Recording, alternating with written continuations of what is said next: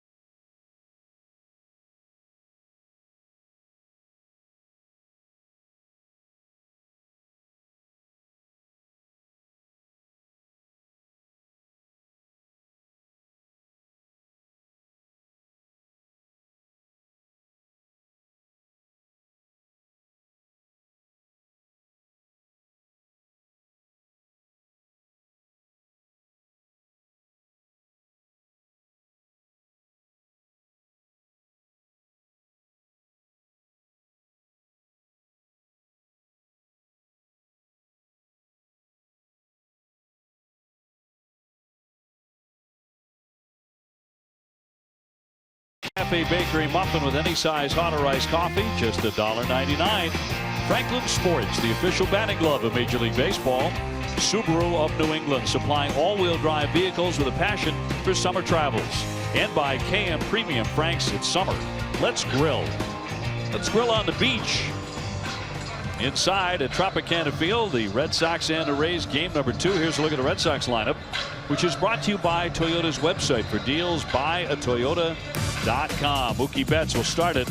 He's in right field hitting .274. Andrew Benintendi in left. Dustin Pedroia loves tonight's starter Jake Odorizzi. He's eating him alive. Mitch Moreland at first. Andy Ramirez the DH with Jackie Bradley the center fielder. Christian Vasquez doing the catching. Zue Lin at shortstop and Devin Marrero at third, the 9-hitter. Up against Odorizzi, he's 5-3 with a .408 earned run average. Red Sox, the Tampa Bay Rays defense, 62 errors in 87 games. On the infield at third, Trevor Plouffe. At shortstop, Hechavarria. At second base, Brad Miller. At first base, Logan Morrison. Out in the outfield, left field, Corey Dickerson. Center field, Malik Smith. Right field, Steven Souza Jr. Behind the plate, Wilson Ramos catching Jake Odorizzi.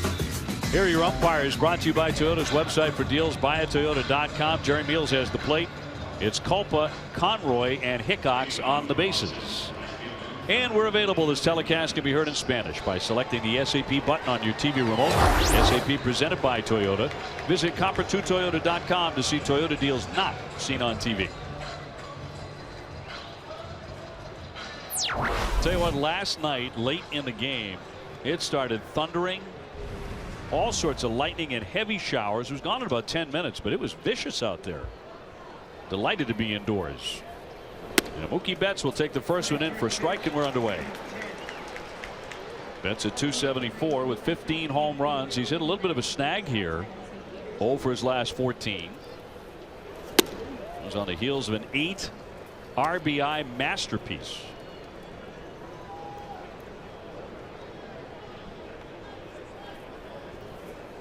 And a right-hander Odorizzi throws a lot of pitches in there for a called strike. A fastball changeup, really north and south, but you saw that little slider. Occasional little slow breaking ball. Swing and a miss, and down goes Mookie Betts. He's a fast out. So Mookie trying to get out of that 0 for 15 now. And by a lot of pitches, I mean he throws a lot of pitches over the course of the game. Right. Not his repertoire. Not necessarily the repertoire. That doesn't go as deep as his pitch count usually does. And it's not that he pitches real deep into games. He is a solid major league pitcher. He's been there. This is his 4th year. His ERA lifetime is like 3.8 in the American League. I mean, he is consistent. He is a good pitcher. Now 27 years old. He's also very consistent in another area. He will allow a home run a game. He's given up a home run in his last 12 starts. 18 to this point, 29 last year. Well, he sees his team hitting home runs all the time. He figures, you know, might as well jump in. They do that. Yeah. It's Tampa Bay club. They got 130 coming in here. Poke foul. They're only 4.5 games out. And at some point, a lot of folks are going to stop describing them as a surprise in the American League East. You always know that their rotation is going to keep them in. You know, the bullpen is a little iffy. Got a great closer, though. High fly ball. Routine play here for Dickerson.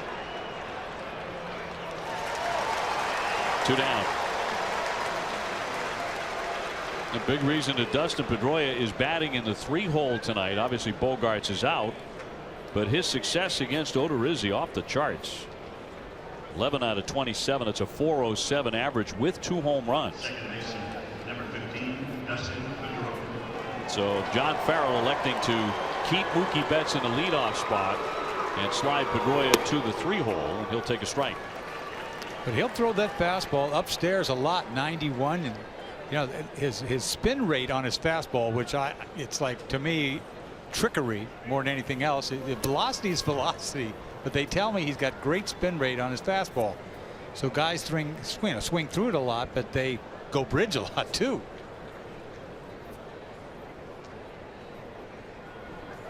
Base is empty, and the 1-1. There's a lot of home run in 14 of his 15 outings. He's tied with John Lackey for the most in the majors as far as per start. That's what I'm telling you right there. 91, top of the strike zone. You got to be kidding me. I mean, this is not a big fastball by any means, but God, that's got to be tantalizing up there, especially for Pedroia, who hammers that ball. Got a piece to stay in there. On deck, Mitch Moreland.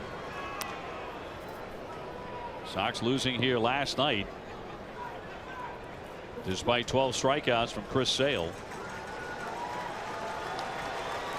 Chris was not happy with himself with a couple of pitches last night. We saw him running outside the ballpark at about 95-degree heat today. I think he was punishing himself. The guy who should start the All-Star game, and he's out there punishing himself. As if he can lose an ounce of weight, huh? I mean, God. He has had some first half. 3-2, and down he goes, strike 3. So a quick start for Odorizzi. Gets the Red Sox 1-2-3. Drew Pomeranz going for his 9th win on the hill tonight.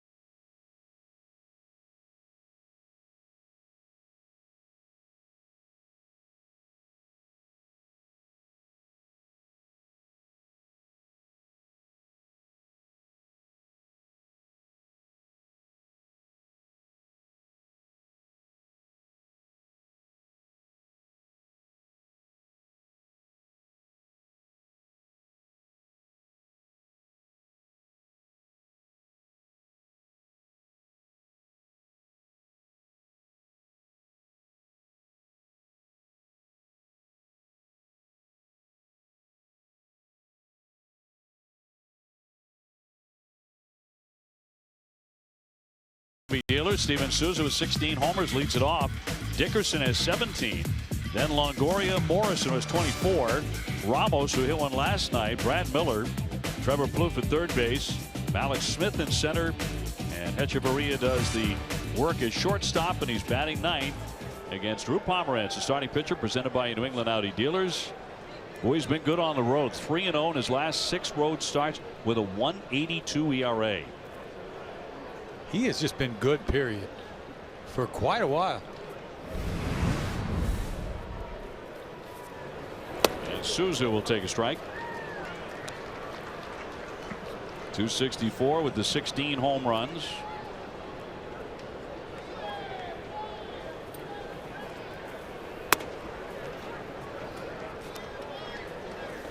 Just really knows what he's doing. I tell you, he was a 2-pitch pitcher for a long time. He's added that cutter a little bit more. Very seldom throws a changeup, but he's got to have that cutter. Run that ball in on a right-hander. He goes back door too. But it's pretty much high fastballs, curveballs.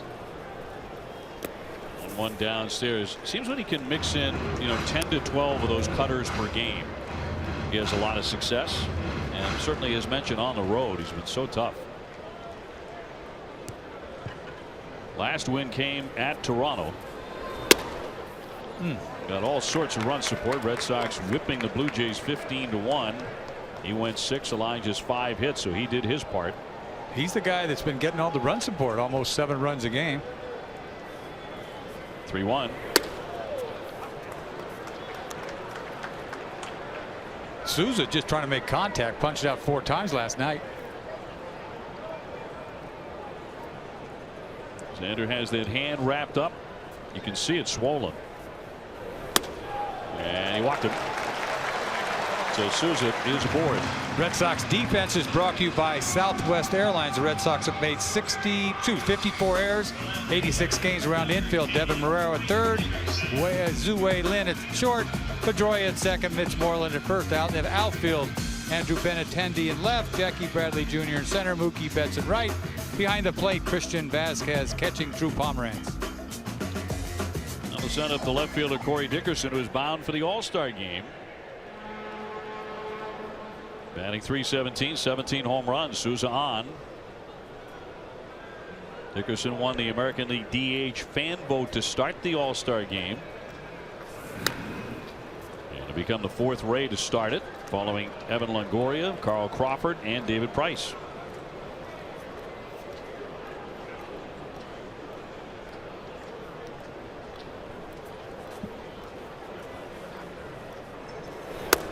And he'll take that one a little up for ball 1.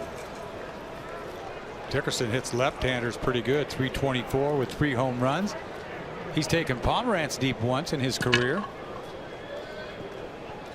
Yeah, he's 3 for 12 against Drew. The 1-0. Just missed. Not by much. He wanted that call and did not get it from Jerry Meals. He's been really close. He missed the ball outside to Souza. He barely missed upstairs, and he barely missed down and away. It's a pretty good pitch. Longoria on deck and the 2-0. Ow. Sounded like it broke something. My dad used to say that when we were playing in the backyard all the time. Sounded like it broke something. Yeah, I've heard that before. A high fastball, and he's like right on it. Looks like boom, straight back.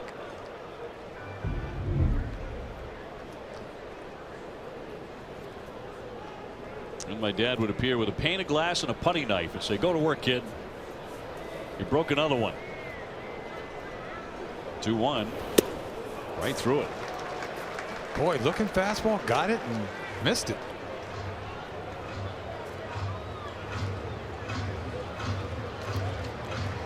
Red Sox are seeing Dickerson at a good time, despite that success you were talking about against left-handers, because he's skidding right now, 2 for his last 25. Souza leading at first base, just getting started here.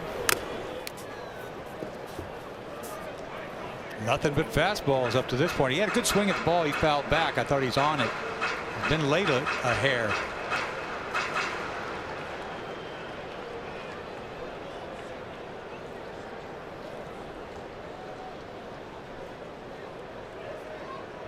Throw over.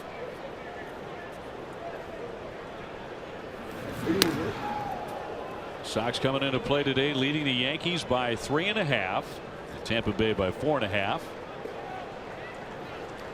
Including tonight, 3 games left for the end of the first half. John Farrell's ball club has won 7 of their last 10. Down he goes with a big swing and a miss, 94 miles an hour, one away. That's a good fastball by Pomeranz. He doesn't throw it much harder than that. He featured nothing but gas. This ball inside ties him up, beats him on the velocity too. Lexus is making a pledge to strike out hunger every time a Sox pitcher strikes out a Rays batter. Lexus will donate $50 to the Greater Boston Food Bank. First K in the book for Drew Pomeranz tonight. Now Longoria batting .255 with 12 home runs. He is their DH tonight, and they're playing Plouffe at third base.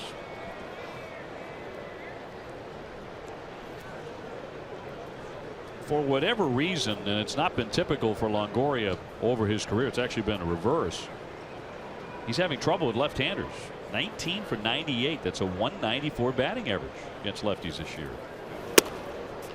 You know, he's hit some jacks, 5 home runs, but you expect him to hit 300 off left-handers. He is the Rays' all-time leader in home runs and extra base hits and total bases and games played,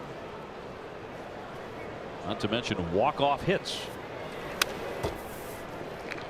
I mean, he definitely is the face of this franchise, and they got it right with him. You know, they wrapped him up in a 5-year contract. Remember the heat he took for signing that contract? I think the Players Association were like upset with him. But you know, you're a kid like that, it's kind of tempting, and he took it. And there's a lot of general managers trying to tie guys up. He's been a good player for a long time. 1-2. Slide into right field, but it hangs up. Mookie Betts right there. 2 down. Souza back to first. Time for our Dunkin' Donuts poll question. Who is more deserving of an invitation to the Home Run Derby? This has been a controversy, not a big one, but Logan Morrison or Gary Sanchez. Text 1 for Morrison, 2 for Sanchez. Text your answer to 536-536. Message and data rates may apply. 1 message per vote. This guy ought to be in it. Of course. Got 24 home runs. Nothing against Sanchez. Sanchez got 14, but he missed about a month. Right, I think. But this guy hasn't missed any time, and he's done nothing but mash. Right. I mean, to me, it's just a no-brainer. And that's what this guy is about. Look at him. He just looks so strong. He had 3 hits last night. He looked like a hitter last night going the other way.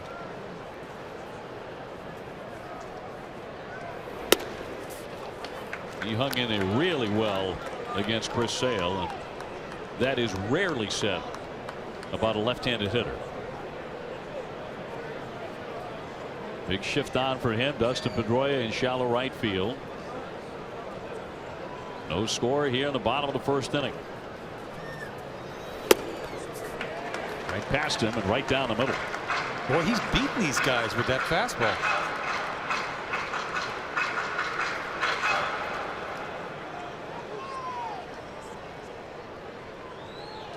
Morrison has always been an outspoken guy. He was back in his days with the Marlins. Got in a little bit of trouble with the organization for being so active on Twitter.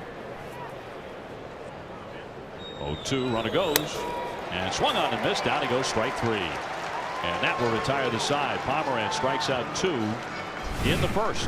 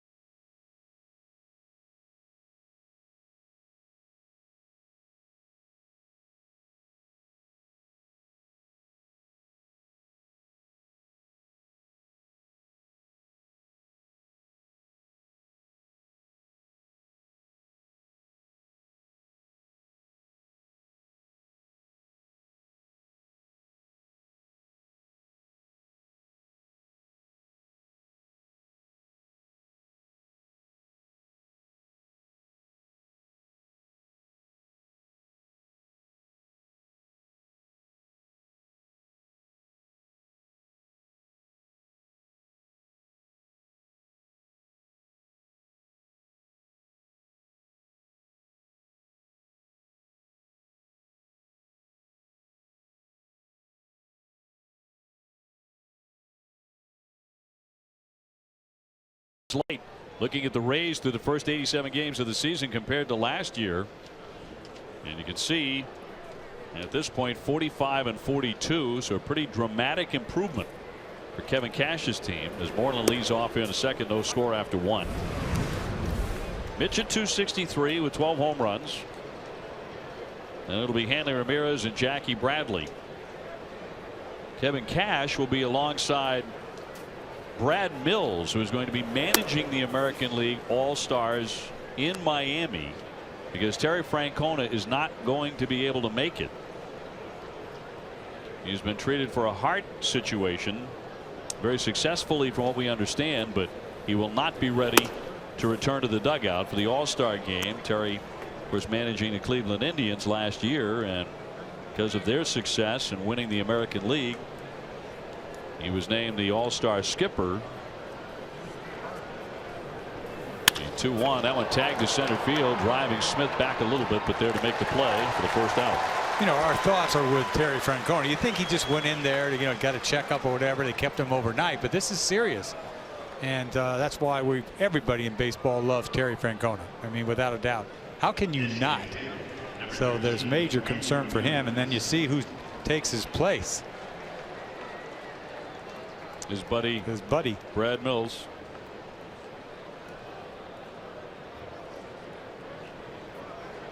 Archer, of course, an all-star as well. Hanley Ramirez 253 with 12 homers, 33 runs batted in.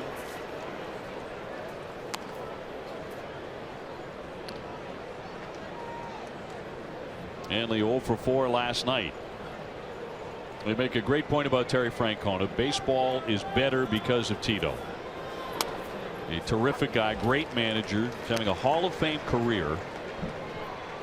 But the Red Sox never lost a World Series game, went 8-0. You know, the funny thing was, I don't know if it's funny or not, but he went to the broadcast booth right after. For a year. I know, and I was saying, I didn't know how that was going to go. It's not an easy thing. Line shot, base hit. So Hanley on with the first single tonight, first hit of any kind for the Red Sox. It's a good sign. Hanley swinging the bat. The other way is always a good sign with Hanley. He could hit the ball as hard as anybody, I'll tell you. High fastball. He gets to it, gets on top of it, bullet to right. Last 11 games against the Rays, he's hitting about 300 with 10 RBIs. And on here, first two Red Sox have hit the ball hard against Odorizzi in this inning. Here's Jackie Bradley at 280 with 11 home runs. I worked a game with Tito. Oh, did you? In that year when he was a baseball analyst.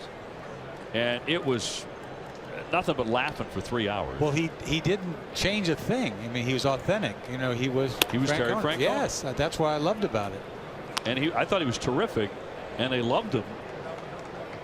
But the one thing they said was every single game without fail in the pregame, when he was eating, whatever he was eating was going to wind up on his tie.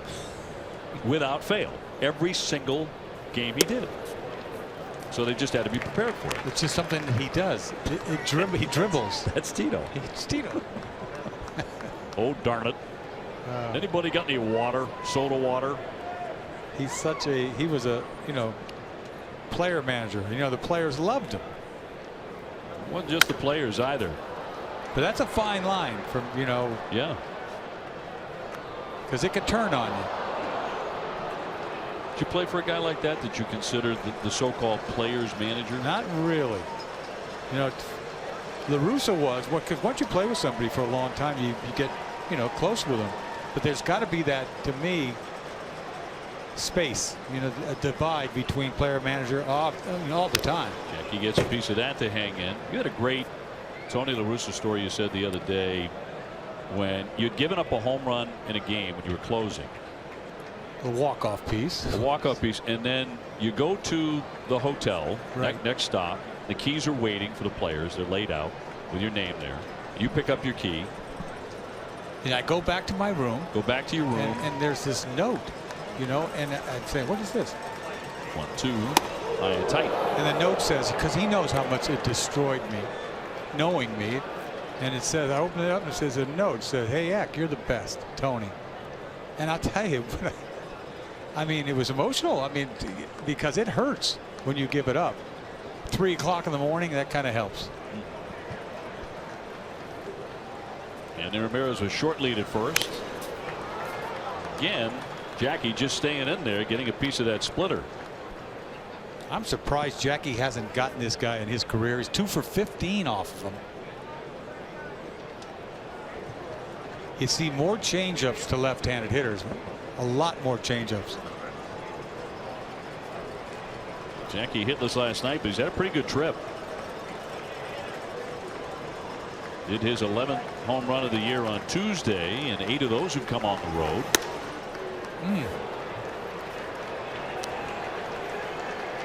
So the count goes to 3-2. Christian Vasquez doing catching tonight. He's on deck. Jackie lays off that ball. You got to get it down. Give him something to drive. What do we got? Huh. It's not a fastball. Oh. Cut on in, missed, and he got him with the curve. And that was a good one. I'll tell you what, that's a hard pitch to hit after he threw that fastball upstairs, kind of crowded him a little bit. This is a good breaking ball. Look at the break on it. Tight spin. Hey, take the Sox with you wherever you go. You can live stream any NESN Red Sox game on your favorite device. Perfect for all your weekend plans at the beach or on the road. Visit NESNGO.com or download the NESN Go app right now. Vasquez 280 with a homer, 16 RBIs. Catching Drew Pomeranz tonight.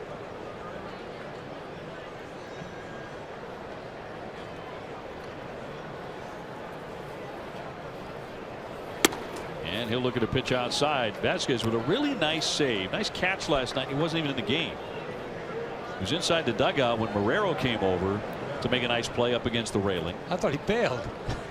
Well, he kind of did. He got out of the way. Okay. And then reached around and grabbed him. Oh, I didn't see that. He did. It's pretty slick. I thought he was leaving.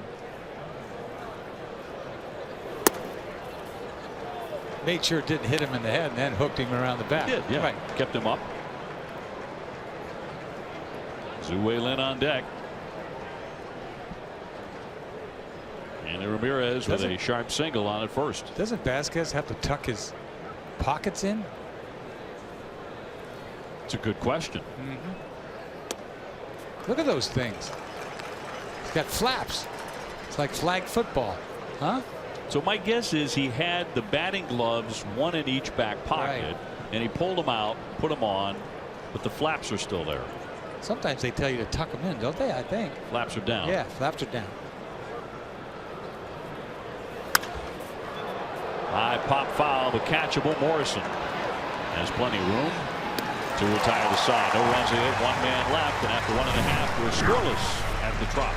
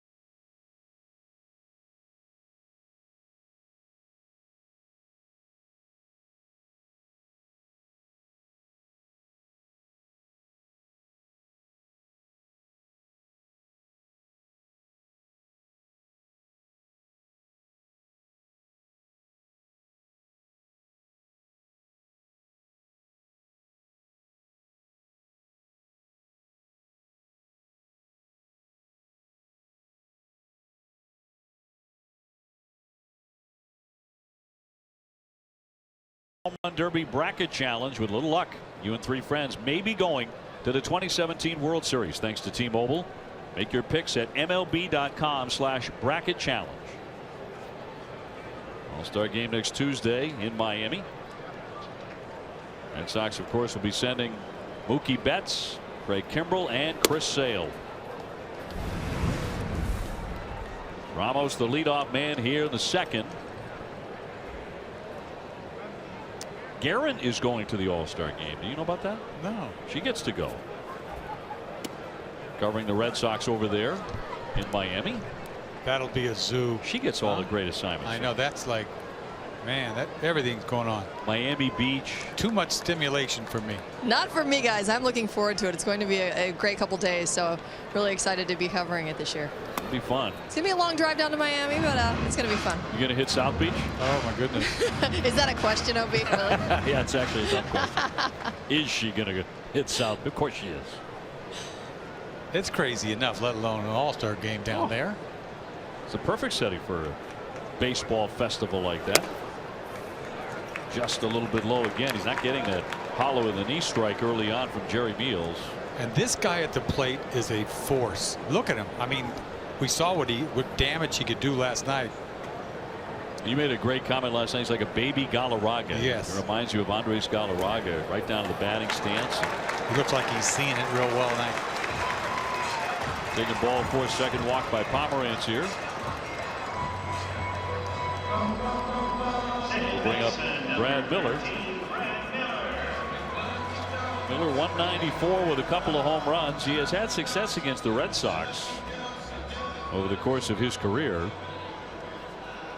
Last year this guy hit 30 home runs. Out of nowhere. That surpassed his career total to that point of 29. The guy that played shortstop for Seattle came over here, didn't play very long. They finally moved him. It's been difficult for him because then he went to first base and now he's at second base, where he's made errors, made 8 errors. Only Jonathan Scope of Baltimore's made more. That one's stung down the line. It's going to keep on rolling up against that 315 mark. Ramos churning his way into third base. A stop there will be a double for Miller. Really picks on the Red Sox for whatever reason. what do you do about this? High fastball. And the only thing he could do with this ball is what he did. A little late, hitting it down the left field line. See how high this fastball is. Up, out, over. He tomahawks that thing down the other way. Safe, easy. It gets down the line. You're just hoping that Benintendi plays the carom right to hold Ramos at third, and he does. Ramos obviously doesn't run very well. He didn't run very well before he got hurt. You see him.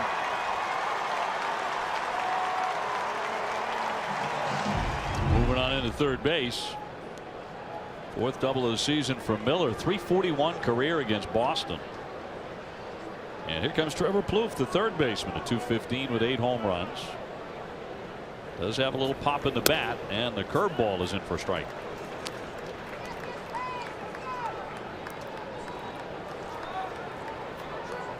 So Pomeranz trying to get out of this. Second and third, nobody out.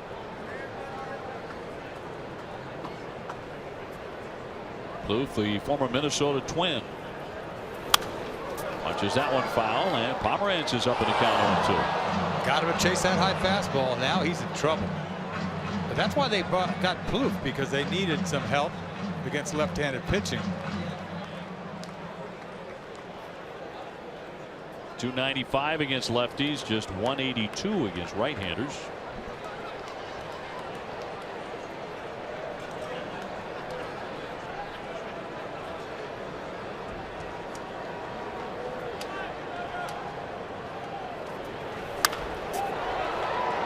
Knocked foul on a play to the right. Boy, good pitch to hit.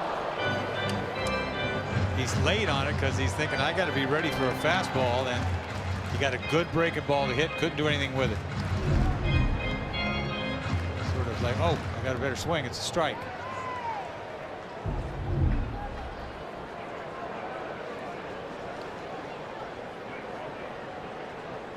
Pomeranz struck out 2 men in the first inning. You'd really use one here. And he gets it. 95. He muscled up on that one to blow away Plouffe. I mean, I'll tell you what, he's got some gas in there. He just does. And he doesn't come out of his shoes to throw it. Just boom, 95 upstairs. There's real explosion there. Yes, boom, man. He's got that smooth wind-up, smooth delivery, and then it's on top of you.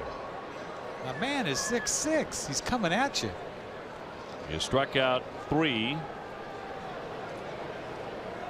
And now Malik Smith at 333 with a home run.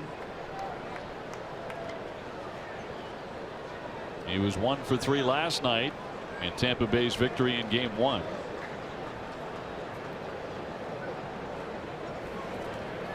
And looking to bunt and blocked by Vasquez, and runners hold. Of course, he's filling in for Kiermaier, one of the great defensive outfielders in baseball, who is injured. This is ugly here. We talk about headlong dives. Well, how about this? Feet first. Slams into the bag. Smokes his heel. Boom, his left heel. He just jammed it. It's actually a hip injury. Is it? It must have jammed all the way up to his hip. Yeah, it really did. Went tumbling down. That's a big loss for them. Although they've continued to play well. Now he's bunting. Drops down to Beauty. Runner goes back to third. The throw, and he's going to be tagged out. Look at this. Now they've got a man in a rundown. Miller trying to get back. He tags him out. Man, oh man, the Red Sox get out of the inning. That's incredible. The base running mistake there. Started with Ramos stopping. If he kept on coming, he has a great chance to score. The Red Sox get out of the inning.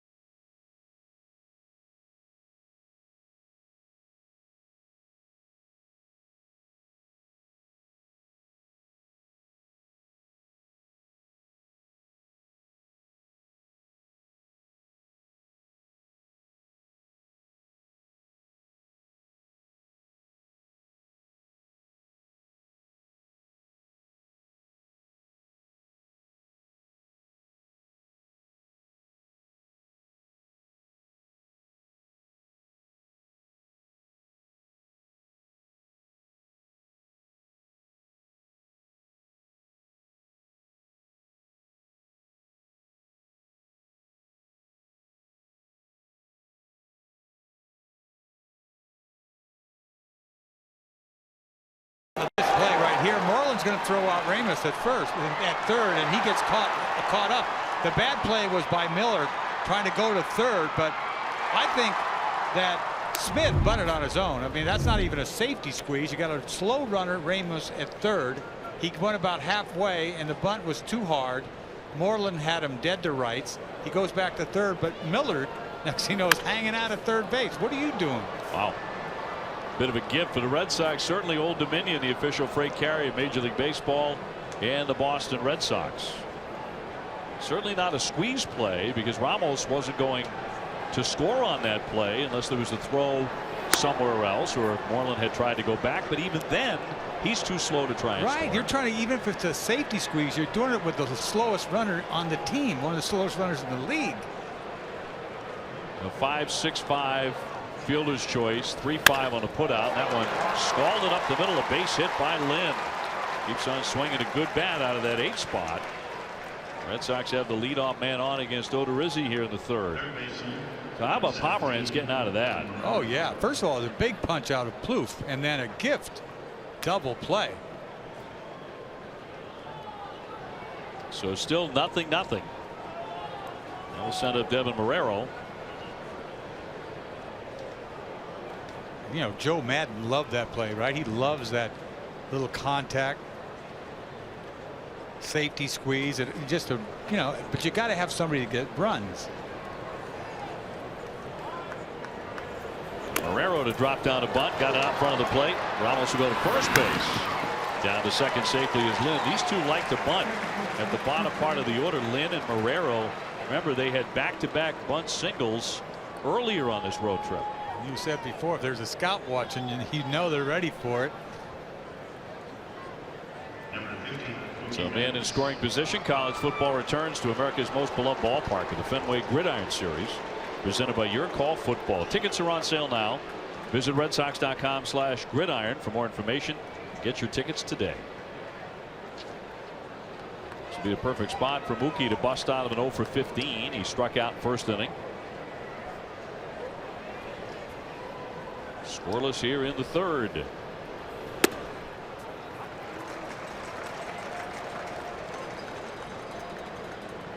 For the 2nd year in a row, Mookie has 15 homers and 15 stolen bases prior to the All-Star break.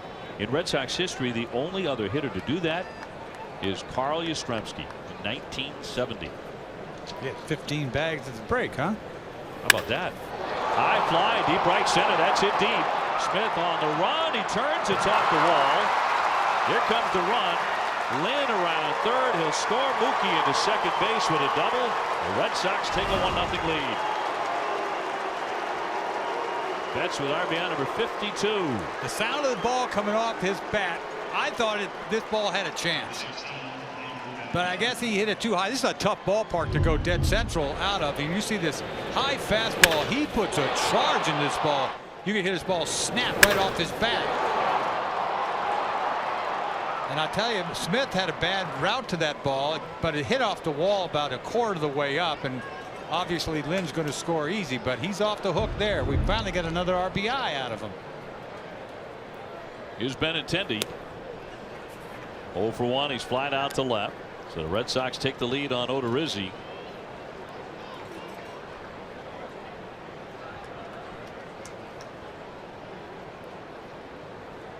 Benintendi has reached base in a career high 15 consecutive games.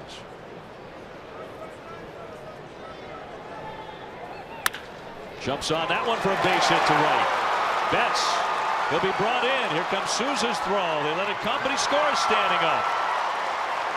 Ran right underneath his helmet, which came off as he crossed home plate. The Red Sox lead it 2-0. Well, that fastball's not fooling anybody. We talk about 3 bullets and a bunt this inning. This 3rd bullet from Benintendi's going to go through the whole 1st and 2nd. Mookie gets a good start, and he can run. No one's going to throw him out, even though Souza attempts to. The runner doesn't move up. Fastball down a little bit, but he smokes it past a diving Miller at second, and Mookie's going to score easy. The Red Sox have hit the ball awfully hard in this inning against Odorizzi. Pedroia looking to keep that rolling. He struck out in first inning. And a pitch out, but no play on.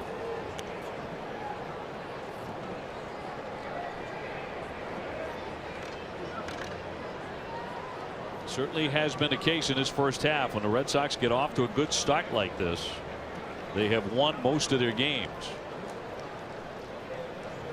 Very early, but very good swings against this right-hander. There's a high deep drive. That one's sailing into the corner, and she's gone.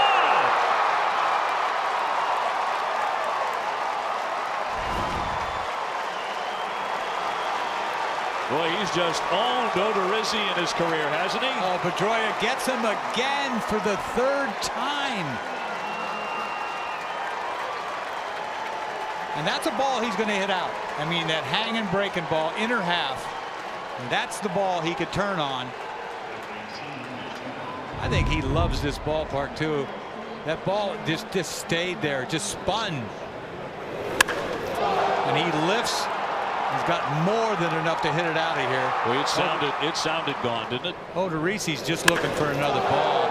I've been there, done that. Red Sox ahead 4-0. And for every Sox home run this season, Speedway donates $500 to Boston Children's Hospital. Now through the end of July, use your Speedy Rewards card when you purchase any size fountain or frozen drink for 69 cents and get an entry code to win a VIP experience. That one lofted down the line. Dickerson running and will make the play. 2 down and 4 runs in with Hanley Ramirez coming up to hit. Odorizzi gave up his 19th home run, and that wasn't a solo. Those are backbreakers.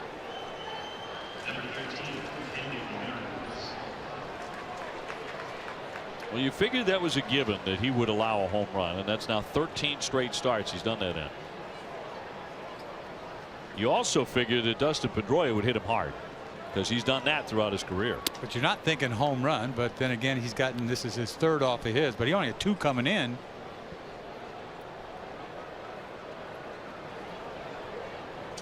And he ripped a base hit his first time up.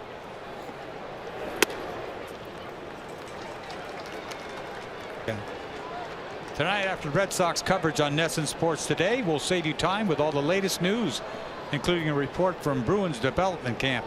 NESN Sports Today is presented by People's United Bank. See what know-how can do. Ball 2 strikes on Hanley Ramirez. 4-0 Red Sox.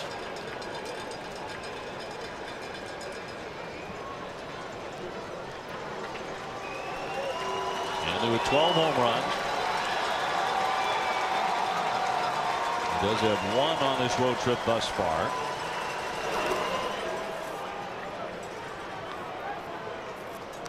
Long way to go yet.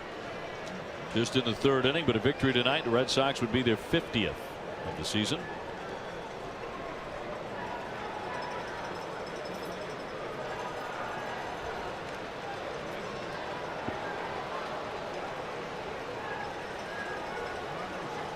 Dustin Pedroia has been a hot hitter for quite some time now. You go back over his last 51 games.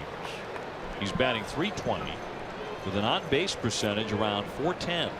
Got some ribbies too, doesn't he? I mean, he's driven some runs. Sits safely in 44 of those 51 games.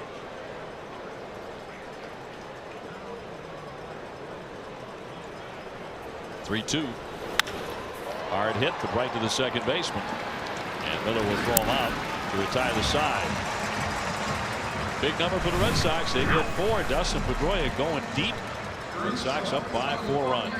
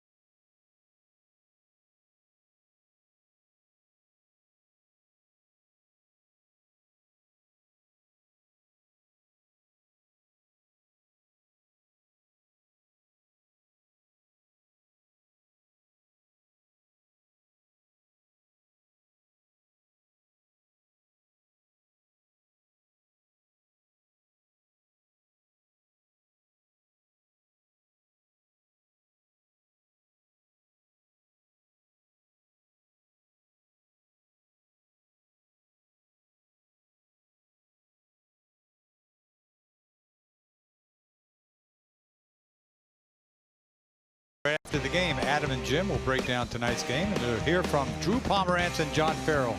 Whatever, whenever, wherever, who but WB Mason? Early on, everything breaking right for the left-handed Drew Pomerantz. Rather amazing double play in the second inning to help him out of any damage, and then the Red Sox get 4 runs for him. Lynn on the charge will set down Echeverria for out number 1. Let's get on to Garen. Thanks, Obi. Well, Zue Lin has been a huge boost for this team. I was talking with Brian Butterfield, and he said he's been phenomenal since he was called up. He said he's a student of the game. He always wants to be in the right position, and he asks the right questions. And Butter said that having Mick Zhang here has been very helpful because not only is he a translator, but he's a baseball guy. He understands what they're trying to do, and he can really translate that message to Lin. And guys, you always see Lin getting an early work with Brian Butterfield. And Butter said he really sees him playing in this league for a long time. And John Farrell said Lin has been a huge, pleasant surprise.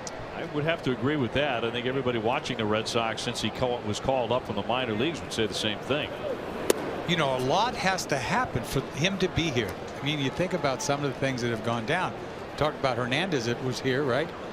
Marco who got hurt. Yep. If he had stayed here, nothing's going to happen. And then you talk about Brock Holt. And then all of a sudden you hear about this Zue Lin, and like, my goodness, what a start for him, really. Linsanity. Linsanity. Souza walked his first time. I mean, all of his hits have been hard. It's not like he's flared balls in. I know he had that bunt. He's got 2 triples too. 1-1. Nice play by Marrero to his left, and sets down Souza. 2 down. Not an easy play there because he's playing up, even with the bag, and a pretty good pick right there. Doesn't lose his balance.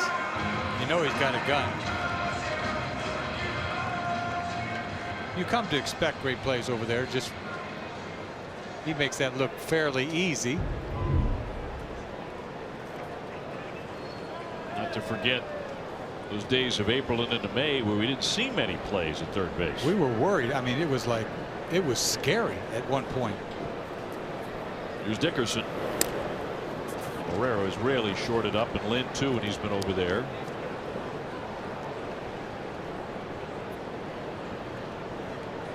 Enjoy the Fenway experience with your group this summer. Red Sox group outings are perfect for entertaining clients, boosting employee morale, and a lot more. Visit redsox.com/groups for more information. Most adorable baseballs you've ever seen.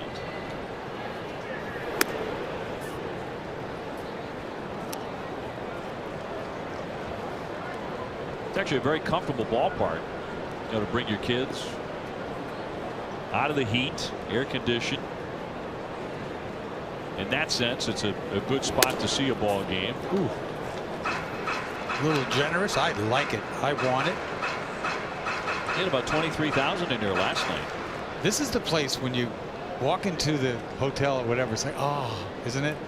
It's like, we were just in Texas. It wasn't like this.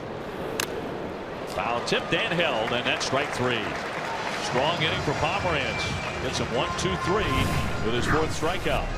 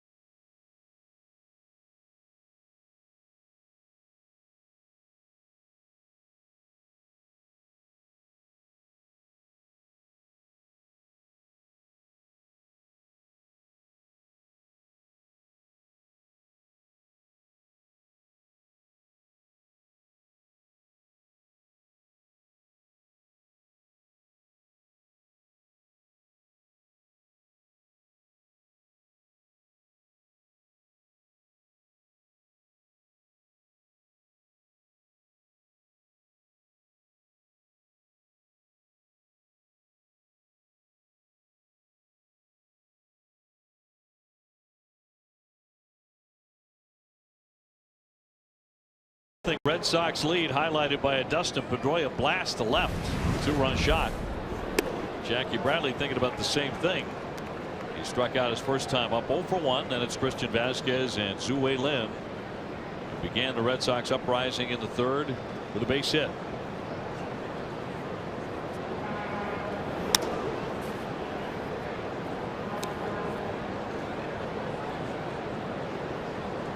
You know, Odorizzi, he was involved in a couple of big trades in his young career. It's amazing how he got here. He wasn't a big name in either one of those trades, but he was with Milwaukee in 2010. He went over in that Lorenzo Cain, Escobar. Greinke went from Kansas City to Milwaukee, and he was in that trade. Nobody knew about him to Milwaukee, and then he got to Kansas City for a little while, and then he got traded in another big trade. Big trade being including him and Will Myers going here to Tampa for, think about it, Wade Davis and James Shields. Big game James. And, you know, you think about it, what Wade Davis has done since he's left. That one tagged to left field. Racing back Dickerson all the way to the wall. Turning around. It's out of here. Jackie Bradley to the opposite field. Well, the home run ball is a problem for Odorizzi. And Jackie pounces with his 12th home run. I knew it was a matter of time before Jackie got him. He had a 2 for 15 coming in. He punches out the first time up with a nasty curveball. And look what he does. Goes the other way. High fastball. That ball's not going to leave Fenway Park, but it leaves here. High fastball running away. He gets it. He gets a lot of it. JBJ with his second home run on the trip. Red Sox extending the lead, and here's Vasquez looking at a strike. Red Sox flashing some power here tonight in Tampa Bay. Giving Tampa a taste of their own medicine is what it is. Foul down the right field line on a play. That's what got to feel great to hit a ball the other way out. Some sense of, you know, it's just a matter of I can stay on a fastball, and if I stay on it, I can hit it out the other way. Get you off of trying to crank.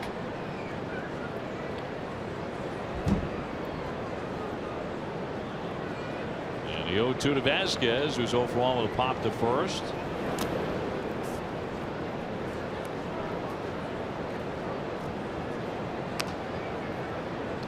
Back on April 15th in Boston, Odorizzi came out of the game after just 1 inning and 1 pitch because of a hamstring injury.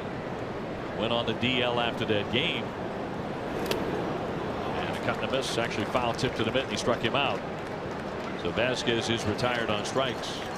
Sunday on a special all-star episode of NESN Clubhouse, Chris Sale takes the hot seat in Small Talk.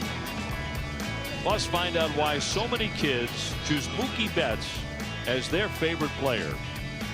It's an all-new NESN Clubhouse Sunday at 11:30, presented by Delta Dental of Massachusetts.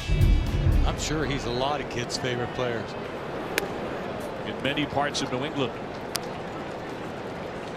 Mookie had a key double in an uprising in the 3rd inning. Didn't miss a home run by that much.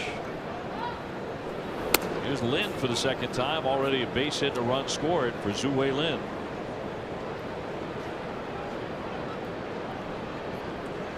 He's had a 3-hit game on this trip. There's always somebody, especially when you have a winning ball club, that just makes a great impact. Last year was Sandy Leon. The way he swung the bat like out of nowhere for a couple of months, huh? Yeah, no doubt.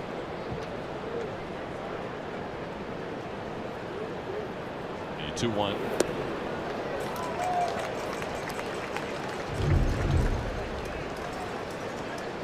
John Farrell has become. He loves those 8th and 9th guys. Very fond of his 8th and 9th guys. The way they have performed on this trip and before. Oh, sneaking inside, but he missed, according to home plate ump Jerry Meals.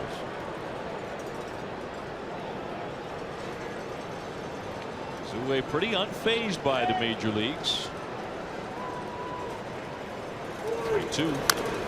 He spoiled that one. Back in the day, you would have been punched out on that pitch number 5.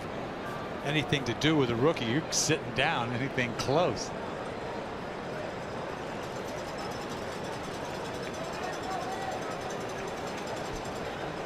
The days before Questek. Here's the 3-2. And down he goes there. 92 miles an hour to strike him out. And there are 2 away. Stay tuned for Red Sox Final, presented by Plainridge Park Casino. Adam and Jim will preview tomorrow's pitching matchup between Rick Porcello and Alex Cobb. Number 17,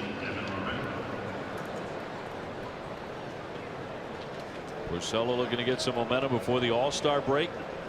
These guys can eat some seeds, man. Guerrero fouls that back. Were you a big seed guy? After a while, your inside of your mouth turns into, just gets all puckered up. You know what I mean? Too much salt. It's quite a description. I don't know. It's just enough's enough, but you get addicted to them. How do you see? Cano does it while he's playing. Into right field. That'll dunk down for a base hit. Something Marrero has grown very fond of, that base hit to right. And he is on with 2 down and another run in. Red Sox ahead 5-0. Guerrero's playing enough now where right-handed pitchers, he's just taking that base hit to right field. I'll tell you, that is such a great improvement, off of right-handed pitching.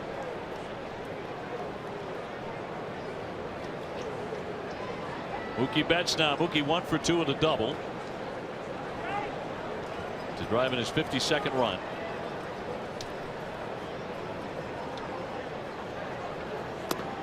Trying to hold up, but he committed there. I think John Farrell had a decision to make tonight, whether to move Mookie Betts with Xander Bogaerts out of the lineup as the regular number 3 guy. You think he thought about it? I'm not sure. Yeah, I know. Whether you put Pedroia up top and drop down Mookie Betts, we made the right call because Pedroia's crunched a 2-run homer tonight out of that 3 spot. And Betts with his first hit in a couple of games tonight, narrowly missing a home run.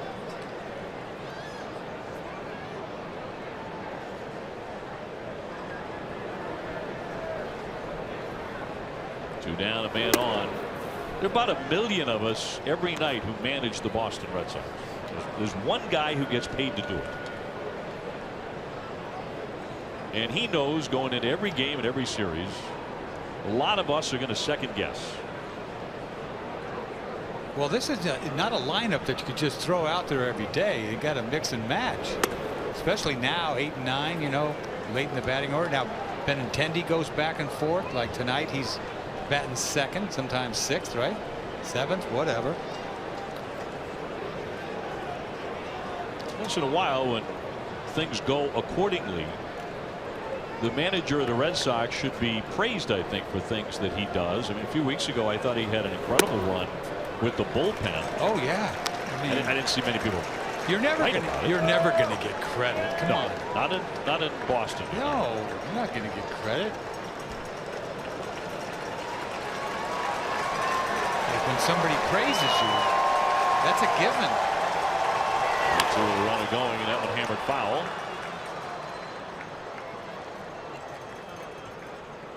Red Sox Showcase, Red Sox Virtual Reality, and the Virtual Reality Home Run Challenge are now available for your next event. For more information, email Red Sox Showcase at redsox.com or call 617-226-6900.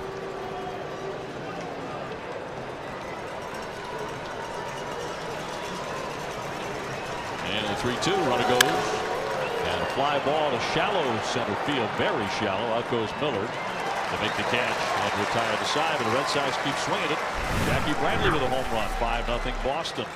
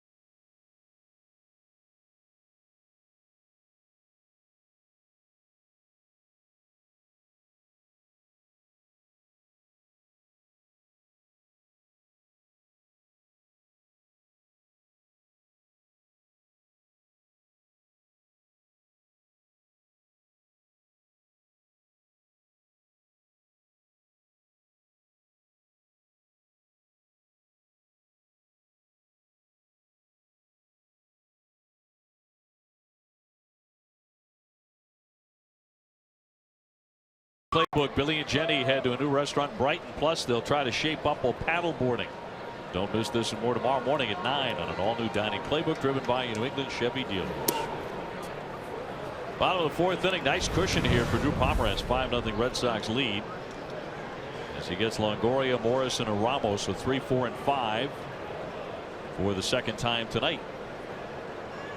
Longoria came in hitting .255 with a dozen home runs.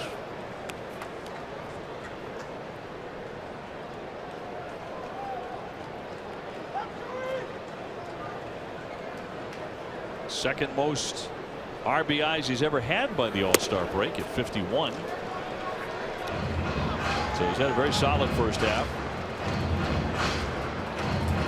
He talked about this being the best offensive club he's had in quite a while, and that's pretty obvious for the home runs. Slaps it up the middle, but Lynn is there for the stop. And Longoria is 0 for 2. Morrison next. Sox tonight playing game number 87. With 2 more left here after this evening. Tomorrow afternoon an earlier start, 4:10, and on Sunday 1:10, and then no baseball, no Red Sox baseball anyway, between July 10th and 13th. We'll of course have on Tuesday night the All-Star game in Miami. But Wednesday and Thursday will be like forever, you know, because you get into this game, everybody watches it every day. Red Sox need a day off big time. Was it 33 out of 34 or something crazy? That's correct. But those 2 days, Wednesday and Thursday, will be an eternity. And then the Yankees. Da, da, da, da. 4-game series. Right after the All-Star break at Fenway, including a doubleheader on Sunday, the 16th. And Toronto's in for 4. The Sox will see a ton of the Blue Jays and these Rays in the second half. 2-1. That was a 2-0 fastball. He looked like he swung underwater. Here's your schedule. In the second half with more home games than the first half did.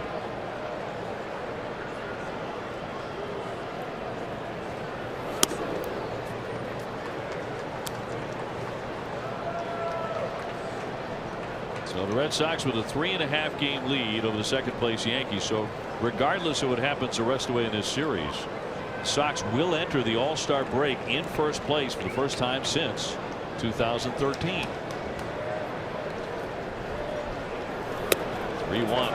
Now 3-2. This looks like it's going to be a rerun of the first time up. Got behind him, ended up blowing him away.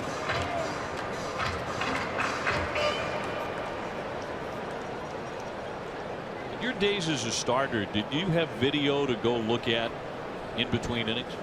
No, you're talking about 70s. Hello. Come on. Not talking about the 1920s though. I know, but still. 3-2 slap foul. I mean, I threw a no-hitter. There's no TV of all things. This was prior to even VHS, wasn't it? I don't know. But you know, you'd think you'd have something like that to remember. I got nothing. Nothing. Because, you know, he could go in after he struck him out in the first inning. He can go back to the clubhouse. He can take a look at that at bat and go, you know what? I'll do that again. Maybe I'll pull back on that. Maybe I'll throw another curveball, double up on a curveball, whatever. I don't know if I would use that all that much. Right. I would go in there and find out if that fastball I thought there was a strike was outside or not. That's what I'd be looking for. You know, I got to have it. No, you would. It's his third walk issue as he walks Morrison here. MLB.com at bat is your #1 mobile app for live Red Sox baseball. Stay connected with a fully customizable experience. Download MLB.com at bat today. Did you have clickers back then with your TV back in the 70s? Oh, I thought you said clickers to count pitches. I had to get up, turn the channel. I remember having to get up and actually turn the knob. Right. Remember those days? Yes, I do. We get people watching right now who think we're crazy. No, What are you talking about? I think we have people watching know exactly what that is. There's a lot of folks, certainly. At my age. But there's some people who are like, what do you mean you had to get up out of your seat and walk up to the TV? Yeah. What do you turn? You know, what is it you have to? You know, there's no knob on it anymore. And everybody had a bad TV when you were a kid, didn't you? Horrible. I'm talking about. Tag to left center field. Jackie Bradley with a long run, won't get there. It's onto the warning track up against the fence. Orson, they're going to send him in. He's going to try to score. Lynn fires home. It's cut off. Tampa Bay is on the board. That makes it 5-1. So Ramos continues to swing a good bat in this series. Here comes Ramos again. I'm telling you, this guy. This has got to be a fastball. He's trying to get it away. It is away, but he gets some extension on this. And there is pop in that bat. He just flicks it. He almost looks like Pujols a little bit on that swing. Just not going to get out of here, thank goodness, but it stays up against the fence long enough for Morrison to come all the way around from first base. And he's chugging, but he gets in there safe. So Ramos with his second double of the season brings up Brad Miller. He doubled the first time up down the left field line. So the Sox lead at 4. In the bottom half of the 4th. Hit hard, base hit to right. Ramos to third. They're going to wave him. And Mookie Betts will fire into Pedroia. So another run scores. Back-to-back shots here. Brad Miller just continues to hit Red Sox pitching. I tell you what, last time before he goes down the left field line. This time he gets a curveball, yanks it in the hole, hit it hard too.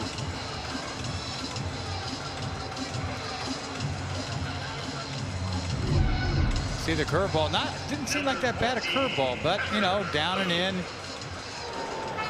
He unleashes on this thing. It's a bullet.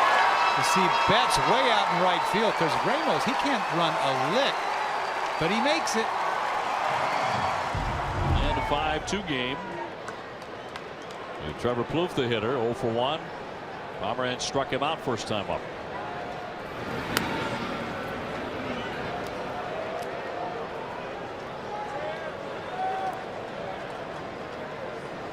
Plouffe signed with the Oakland A's as a free agent prior to the season. They designated him for assignment June 15th. Rays picked him up 2 days later.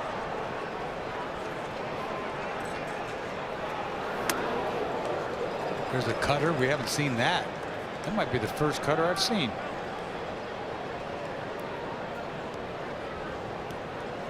Something that he has to do.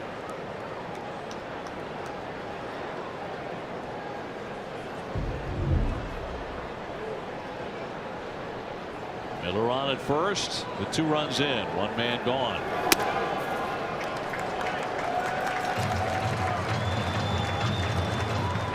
A couple of guys sting you, it makes you a little more tentative trying to throw a strike.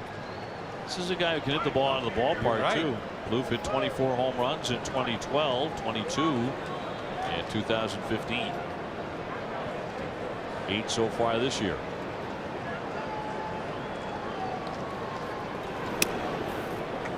And he's gone to 3-0 on him. Ball tailing away.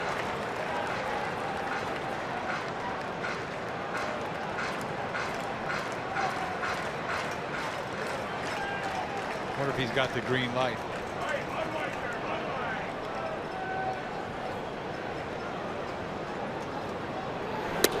He's taking a strike.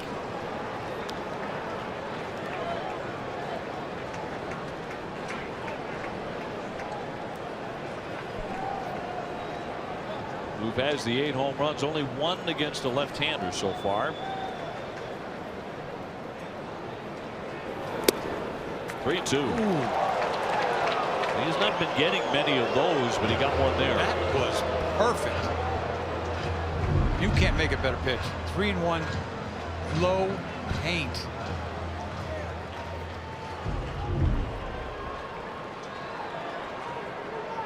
Miller inching off first base, 1 down, 3-2. Runner holds, and he popped him up, but that's going to twist foul off into the stands. Game 3 tomorrow afternoon at 4:10. An Ace Ticket is Boston's trusted source for Red Sox tickets from bleachers to boxes. Ace has the lowest prices to games at Fenway, all backed with a 200% guarantee. Treat yourself for someone special with tickets to a game. Visit aceticket.com now or call 1-800-MY-SEATS. Throwing a lot of fastballs. Set him up. First pitch, cutter, and everything else, fastballs. 3-2. High fly, but foul. That's way down the left field line. That into the top deck and left. Boy, he's seen enough fastballs. I guarantee you that.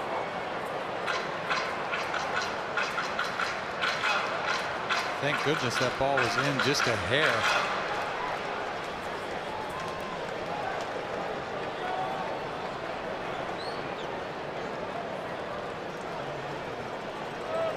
Miller at first, one down, 3-2 again. Line in the left field for a base hit.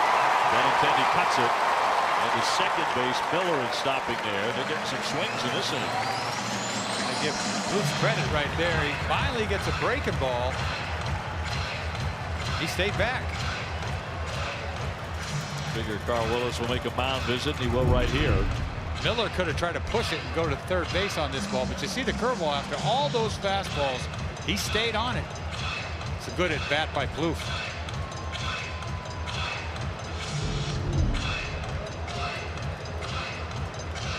So after Longoria led off the inning by grounding to short, Morrison took the walk.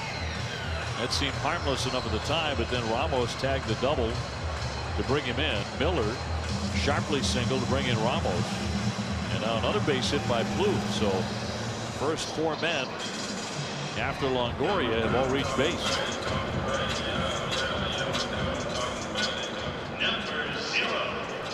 Get expert emergency care without leaving the ballpark at Fenway at the Beth Israel Deaconess Medical Center. The first aid station is behind Section 12 on the lower concourse. Visit bidmc.org. What's Smith going to do this time up? He's always got to think about bunt again. But the first time up when he bunted, it was a disaster into a double play, even though he got the bunt down. And outside for ball one. Got a base hit off of Sale last night. Smith did a line drive to left field. I thought I was kind of shocked.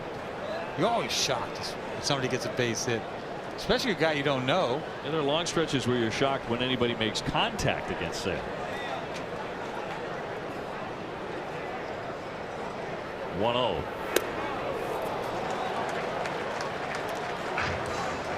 Smith does have 4 bunt hits, which is 4th most in the American League, but and now runners at first and second.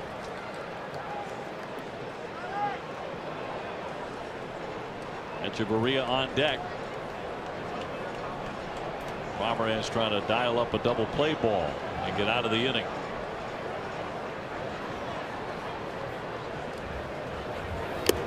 Foul tip to the middle.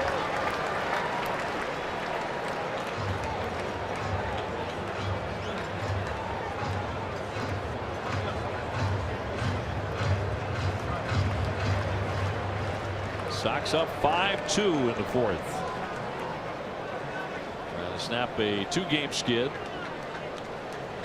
after winning their first 5 on this road trip. And now Smith will get time and step out. Pomeranz. Vasquez called for a high fastball. Pomeranz stepped off. They both backed off. He doesn't want that, I guess. We'll see if he changed his mind. Miller's at second, Plouffe at first. And a 1-2.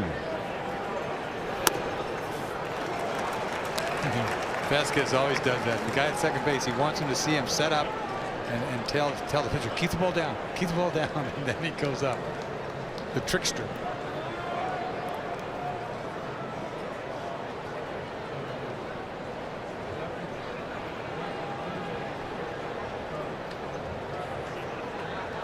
Pomeranz with a 2-2. Line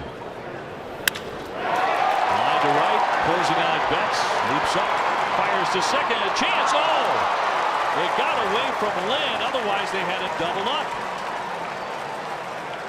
And Lynn did not handle the throw by Mookie Betts on One bounce. That's a second base running error that Miller has made. He should have been doubled up easily here. He should have gunned it, but he one-hopped it. If he gets it in the air, Mookie rushed it. He just did, and he threw a bullet one-hopper. He's out so easy.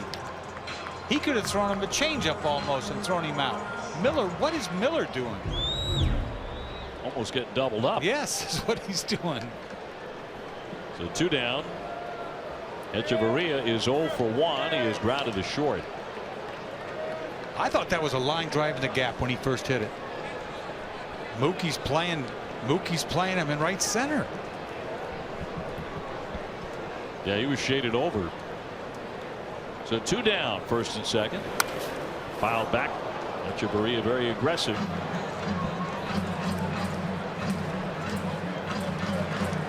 It's like you think you should be out of this inning with doubling up Miller. Meanwhile, it could have been a gapper and 2 runs scored, so you take it.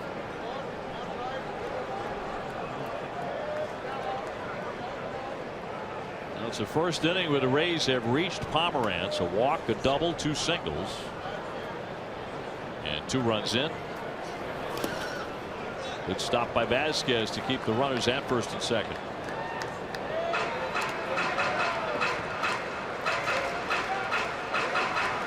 Boy, this inning has been a struggle, man. He's been pitching serious stress. Sox trying to end a 2-game skid. They've lost more than 2 in a row, only 1 time this season. That was that Oakland series where they lost 3 in a row. Off the mid of Vasquez, and that allowed both men to advance. Miller into third base and Kloof into second base. I don't know if this is a cross-up or what. I mean, he was going to go set up inside. I think it's his cross-up. He's setting up inside. He gets a curveball. Yeah, he was looking fastball in. Definitely. He throws him a looping curveball that, you know, he could have normally, if he knows it's coming, he's going to catch that if he knows it's a curveball. So it's a pass ball. Puts 2 men into scoring position. Could be a huge play in this game if Echeverria comes through. It's amazing how they get crossed up after the guy's been on second base for a half an hour. They've been doing this. Souza on deck.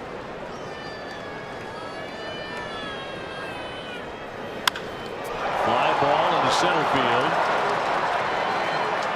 Right there, Jackie Bradley to make the catch. So in the end, Pomerantz able to limit some of that damage. 2 runs in for Tampa Bay.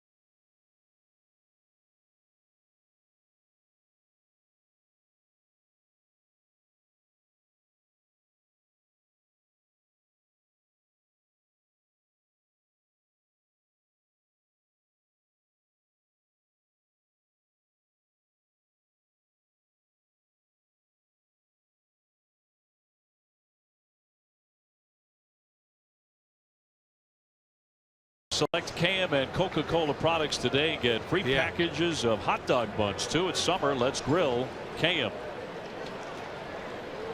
So out of the 5th inning, lead cut down to 5-2 by the Rays.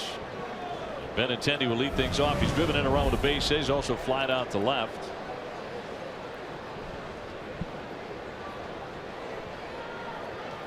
And Pedroia and then Moreland. Dustin Pedroia has already connected for a 2-run homer. Jackie Bradley is homered as well.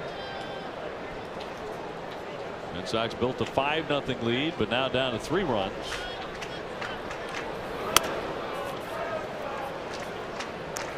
Facing Jake Odorizzi tonight.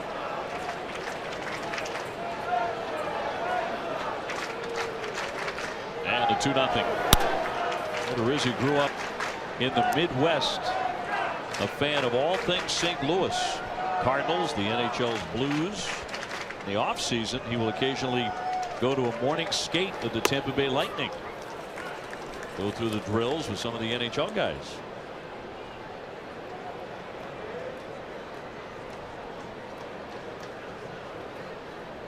And the 3-1.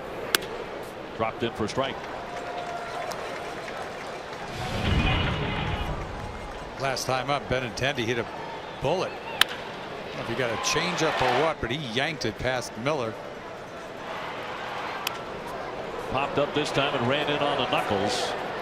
Echeverria and Plouffe, and Plouffe will make the play for the out. So 1 away here in the 5th for Dustin Pedroia, who just leans on Odorizzi.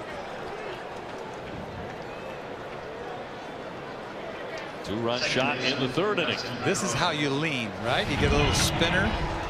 Ball wasn't really up, you know, spinning down, but he goes down there and lifts it, and it's the kind of pop that he has for a little guy. We see it every once in a while. We used to see it more often. That was his 3rd home run of the season, now hitting .302. Weird thing was, the first time up, he struck out on a changeup. He looked bad. So, you know, when you get punched out on an off-speed pitch, it's in the back of your mind, you know, and then he takes him out the next time with a off-speed slider. He just hits this guy. He's now 13 for 30 off him with 3 home runs. Some guys you see better than others, right? I guess. But when you make bad pitches to guys, you know, that's what ends up happening. This ball's high fastball. He loves high fastballs. A lot of guys love high fastballs, but Petey in particular. 2 for 3 tonight. Sends up Mitch Moreland. He's lined out and flied out 0 for 2.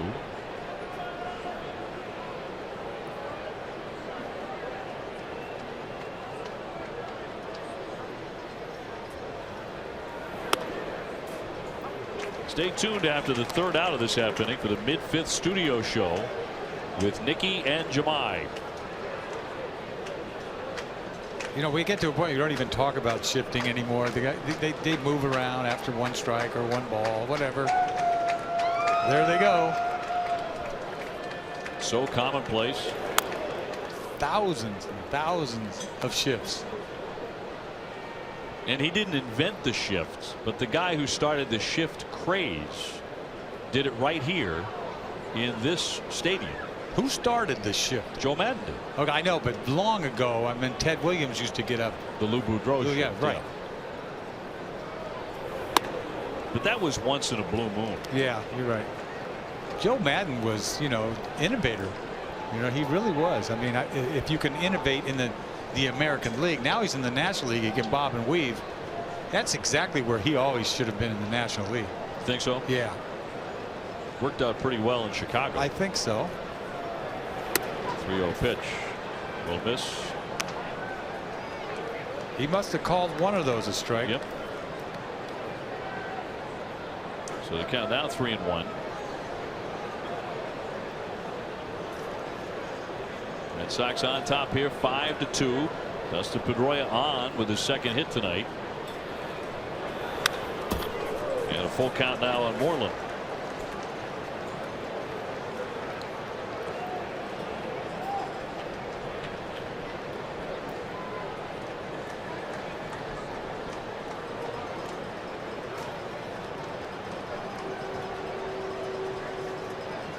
Odorizzi 3-3 lifetime against the Sox, an ERA of 4.08 coming into tonight.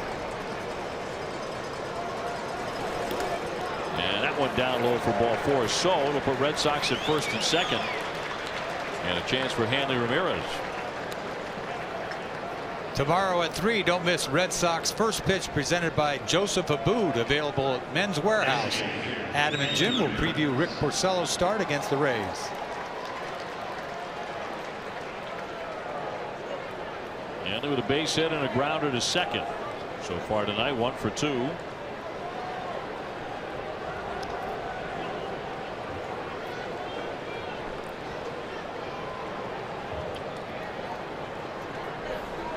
Trying to bump that lead again for Drew Pomeranz, who's trying to win his 9th game of the season here tonight.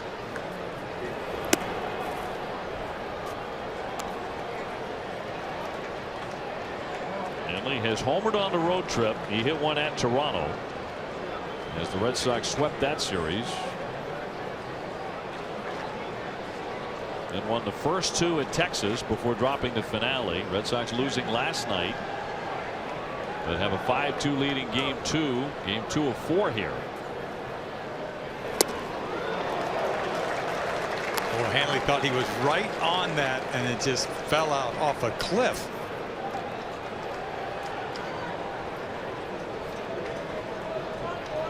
Well, the next run that Hanley scores will be the 1,000th of his career. Well, he can go bridge here and be his 1,000th. Make a good time for it right here.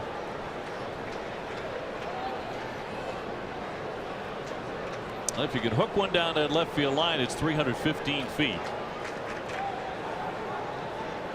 I just like the way he swung the first time up. Little right center field, base hit.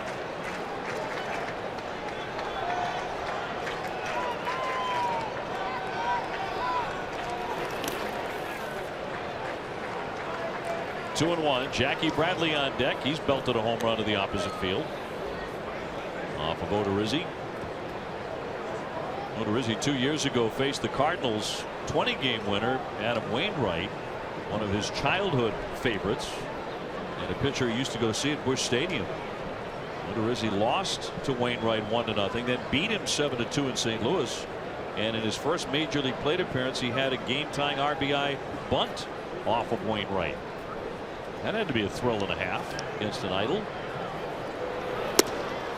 2-2. Boy, good pitch right there. Hanley looking something hard. Great location with this slider, cutter, whatever. It's a good pitch.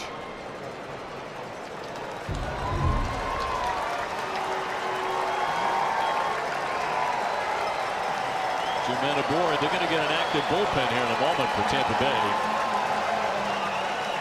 One down. 2 on. Sox up 5-2.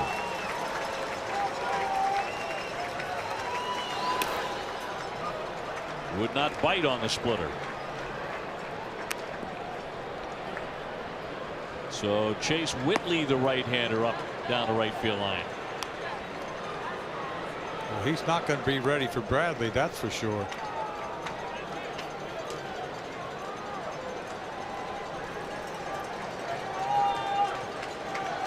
Dustin Pedroia on at second. Mitch Moreland on at first. A single and a walk to put them there. And a 3-2 to Hanley. And good take there for ball 4. So the Red Sox have the bases loaded for Jackie.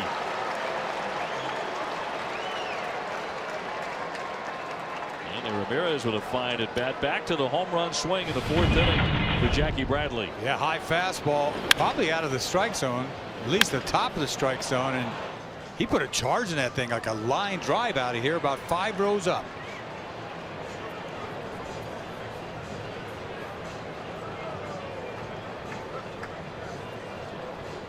Jackie with his first home run of this season against Tampa Bay.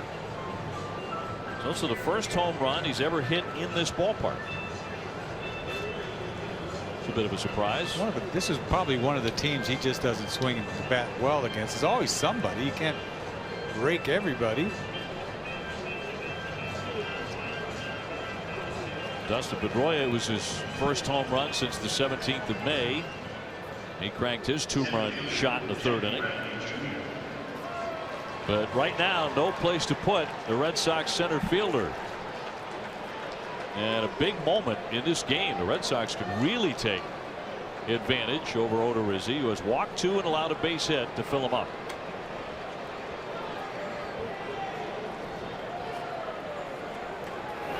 And he'll take ball 1.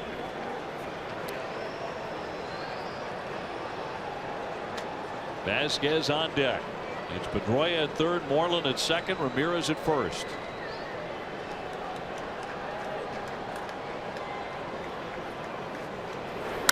There's a high deep drive down the right field line, but he's going to push it down into the corner and foul. Yankee tapping the handle to see if he cracked the bat. Boy, if you didn't hear the sound of the ball coming off the bat, you'd think, oh, that's slammage. That ball was dipping away off speed, caught it at the end of the bat. So 1-1.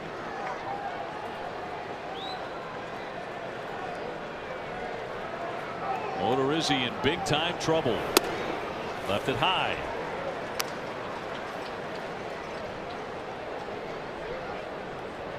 Scared to throw him a fastball.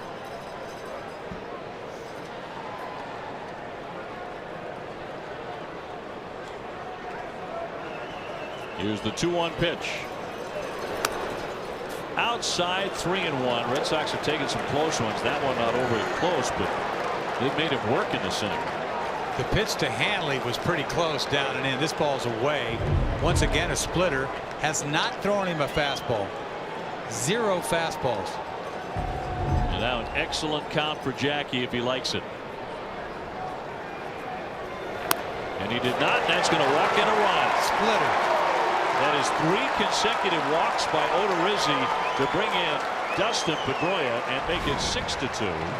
And here comes Cash. That was the worst feeling. You walk a run in on a split finger that's not even close. Would not throw Bradley a fastball. It looked like he got gun shy. He really did. Well, Jackie, with that home run in the 4th inning, certainly had a lot to do with it. So Whitley's coming in. We'll take the break. Red Sox still have the bases loaded. Only 1 down and up 6-2.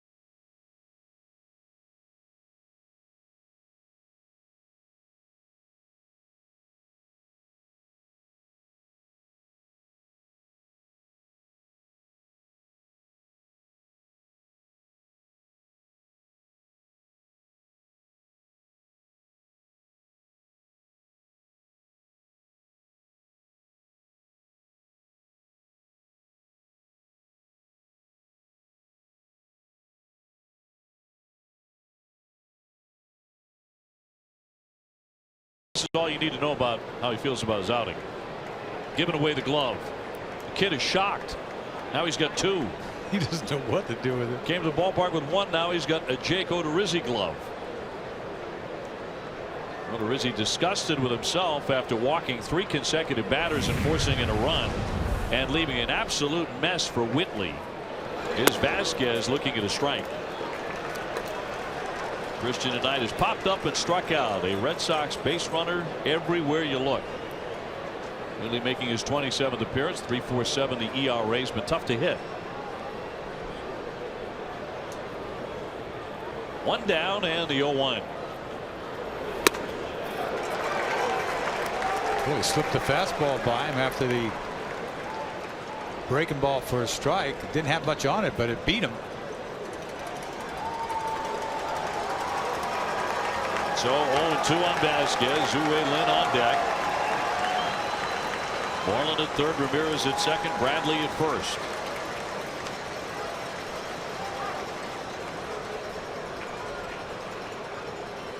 Red Sox with 8 hits, 2 home runs off of Odorizzi, and all 3 men aboard belong to him. Sox could blow this game open. Lunging ground ball. The first baseman will dig it, throw it to second for 1. That's all they get. Another run is in. As Moreland scores, the Sox are on top 7-2. Vasquez just trying to make contact, and he did. Weak contact, but it works. RBI, got it in play. His 17th RBI. So 2 breaking ball in the dirt. He hits this ball off the ground almost. The end of the bat. Amazing he even got it in play. You see Morrison flips to second. Not enough time for a double play. 7-2. Some pretty good bat control. I mean, he's our hit and run guy. That's a perfect example of it. Here's Lynn now, 1 for 2 with a single and a run scored, with Hanley Ramirez standing at third base.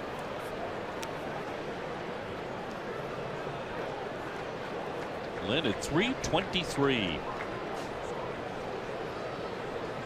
He has been a true surprise, even though he's been highly rated in the Red Sox minor league system. Just not one of those guys you look at as a can't miss.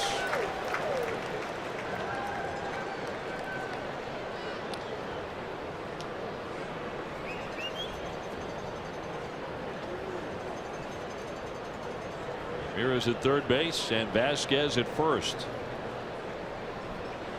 Lynn's English is pretty solid.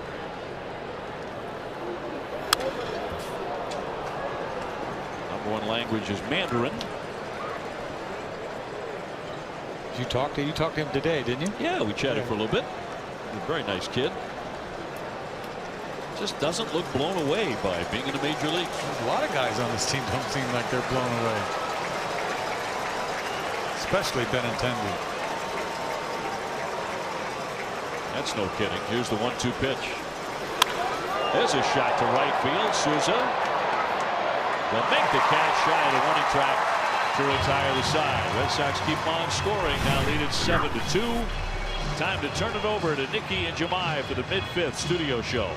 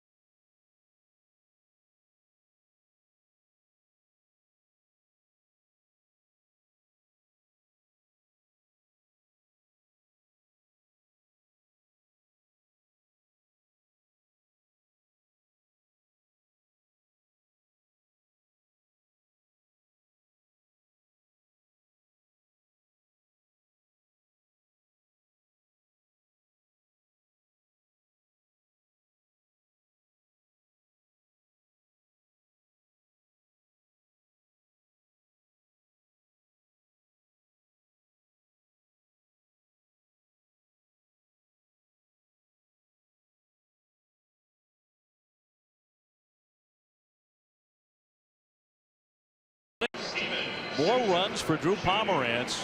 They got 15 for him at Toronto, and so far 7 tonight. I'll tell you what, though, the last inning was a rough inning for him. He made a pitch when he had to, but could have been worse. He's been helped out by one of the stranger double plays you're going to see back in the second inning. No doubt about that. That was going sour on him. He got out of that. So Souza to lead things off here. Red Sox up by 5. Pomeranz bearing down on what would be his 9th win in what has been a very impressive first half for the left-hander. Souza's walked and grounded out. You said it, as recently as a week ago, he has been the Red Sox second best starting pitcher behind only Chris Sale. Right, and that's the given right there. But I don't think anybody, we didn't know exactly what he was going to do this year going way back out of spring training. I mean, if you think about that, and then where he sits right now at the break, and then they've got Eduardo Rodriguez, is having another minor league stint tomorrow, right? And then then we'll figure out what happens from there. But this rotation is, I think this rotation is the best in this division. Remains to be seen, but just look around. Eduardo's going to pitch on Sunday, by the way. That one, the Red Sox believe, final minor league appearance. And then hopefully ready for the second half. That's the Red Sox hope. It's been so long. He was pitching so good. Then he gave up 4 home runs against Baltimore when he had the knee.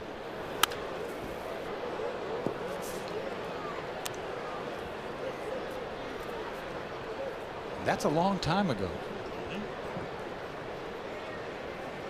I think the one thing about Rodriguez that should not be forgotten is what a fine half he had put together before the injury. A high chop on the infield, charging on it Lynn, and will not bother to throw. Good idea to hold on to that one, as Souza will be safe with a base hit. Rather than throwing that away, he just stuck it in his back pocket. Once this ball takes the second bounce and it goes the other way on him, he has to reach back for it. He's got no chance. Boing to the right of him.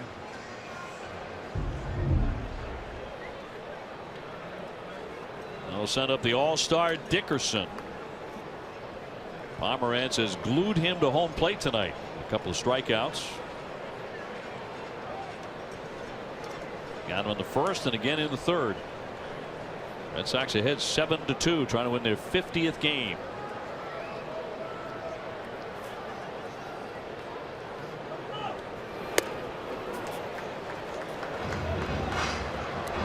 I don't even think he's hit a foul ball. These pitches are disappearing on Dickerson. Longoria on deck.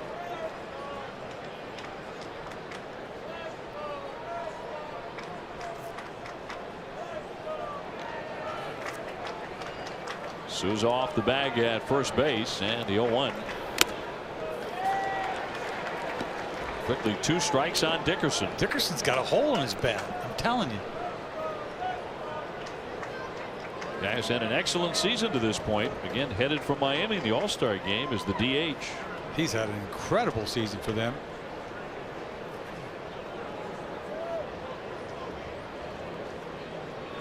High fastball, CP hacks.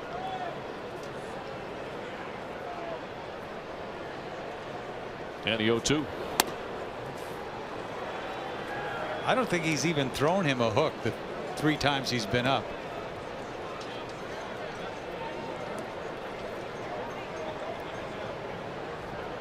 Dickerson does swing at a lot of pitches. We detailed this last night. 59%. Oh, that's incredible. He's not going to get a hook. Second highest swing rate in the big leagues.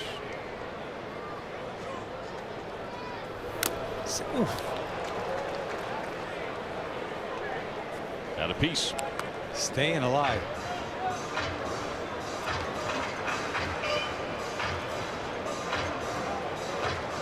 Does have 33 hits against lefties. I mean, if he threw him a hook, he'd buckle him to death. He has not seen one. But why do it if he keeps missing your fastball, right? Another fastball.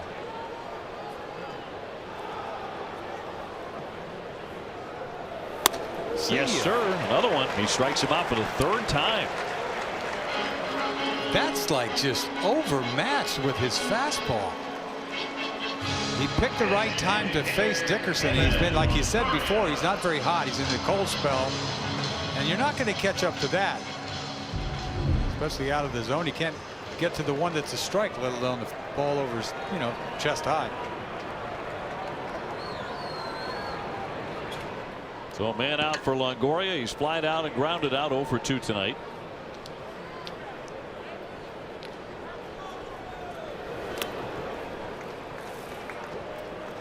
Pomeranz now at 82 pitches here in the 5th inning.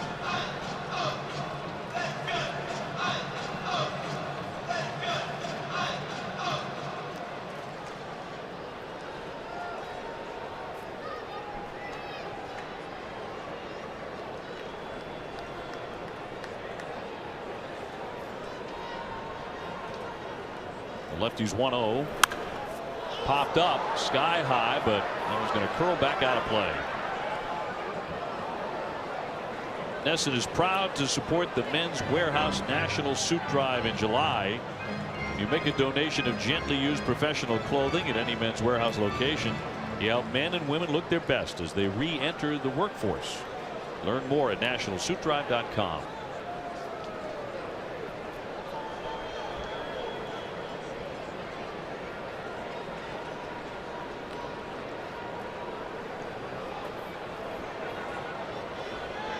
And a 1-1. Would not chase it. Longoria down this year average against left-handed pitchers, and he hasn't had a sniff off of Pomeranz. He's like 1 for 13. He's a good hitter now.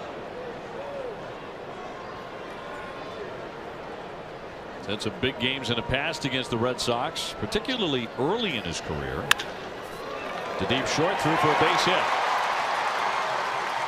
Souza up to second base, the second single of the inning. Pomeranz in front of Logan Morrison.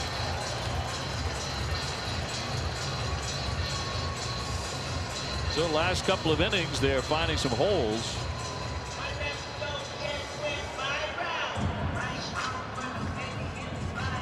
Morrison has struck out, walked, and scored. He's been a big-time danger at the bat this season with 24 homers. He's also now reached in 27 consecutive games.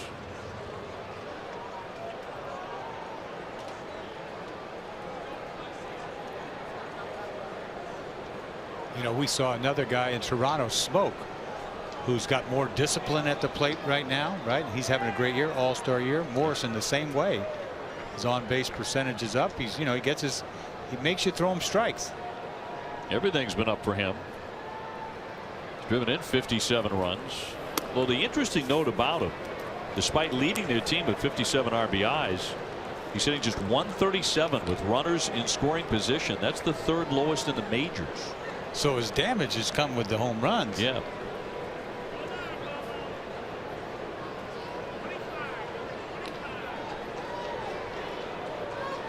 Pomeranz trying to get him to roll over on one to the right side into a double play.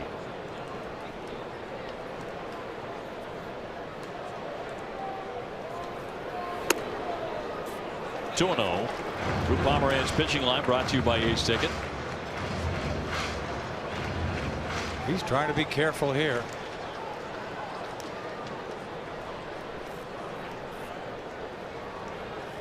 Last half of the 5th inning, Red Sox with a 5-run lead, but the Rays still hanging around and making noise.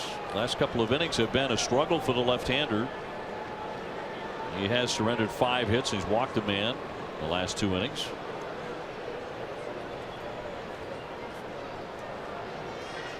The 2-0. Right past him at 93. Well, he's had a lively fastball. Yeah, he has these swings and misses, and they know it's coming, kind of. They're 2-0. Fastball counts.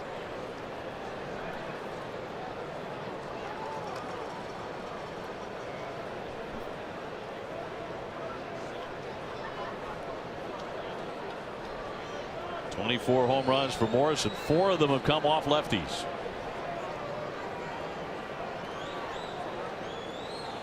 Long look in by Pomeranz. They lead at first and second. That one just missed, but that should have been a strike, right? Goodness. Well, he's upset. That's like he is in shock. He threw his arms up. Look at this. Ball's a low strike. He's got to have it. Watch. Hey. I'm telling you, that low strike for the most part just hasn't been there tonight from Jerry Meals, but that should have been. On our pitch tracks, it was right there. It's a big pitch. Now it's 3-1. Yeah, it's huge.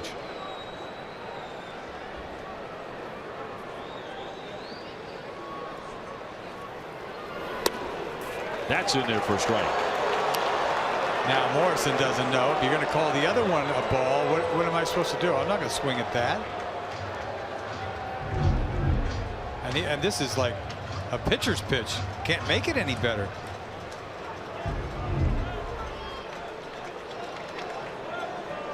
He throws another one of those on the corner, he'd tip your hat. Souza and Longoria off the bases, and first and second.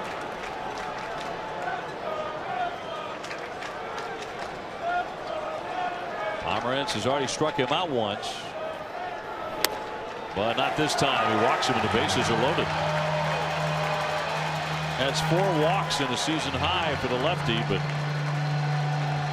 a little bit frustrated. I give Morrison credit that at bat. Yep. Here comes Carl. Carl Willis out to the hill. Pomeranz steaming a little bit. Wasn't the end of the world. Now that's the one that he wanted, right? And if he even got it, it would have been 2-2. But then he makes a great pitch after that. So he focused back in to make the pitch, and then he yanked this one a little bit for ball 4. So he's probably still disturbed about the pitch that he didn't get called a strike, but got to forget about that. And I thought he did because he made a quality pitch right after it. So they're all filled up for Ramos, who's having an excellent series, just the second night, but he already has 4 RBIs. He has walked and he's doubled in a run.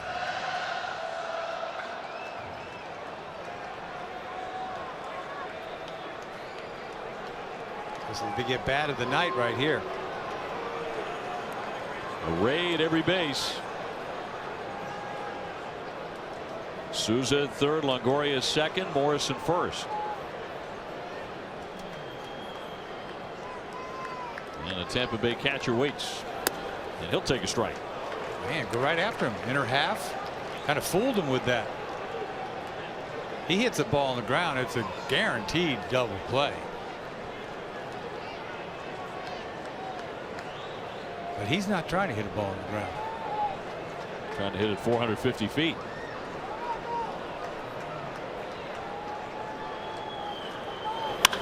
Hard hit, scooped up by Marrero. Into second on the first. Double play. The Red Sox turn 2. A 5-4-3 double play started by Marrero. An outstanding scoop. And the Red Sox again get out of the inning. It's magic.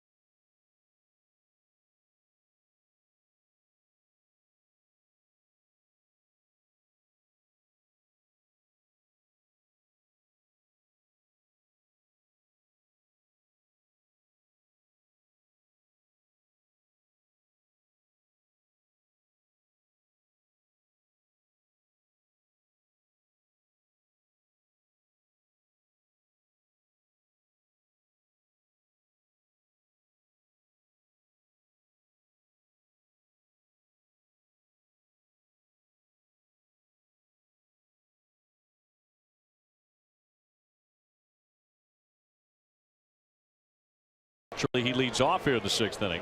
Naturally, isn't it something about guys leading off? It's like they're more focused defensively, knowing they're coming up. Or something like that. Something like that. Bases loaded. The at bat of the night. Change. I don't know what that. That's a bullet. One hopper. Nice backhand pick. Obviously going to turn that. As soon as he caught it, you know it's a double play ball. And I'll tell you, Pomerantz is living right. He was upset, you know, earlier that inning with a pitch he thought was a strike, but it would have been, he could have been a lot more upset if that ball would have went down the line for a double. He's had 2 big double plays tonight while he's been on the hill to get out of jams.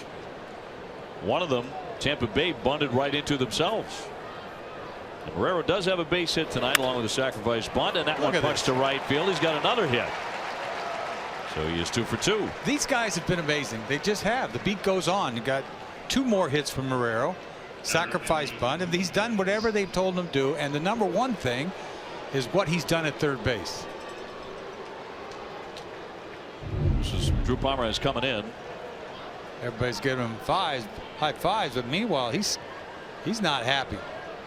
Mad at the umpire is what he is. But it could have been a lot worse. Mookie Betts tonight 1 for 3 with a double.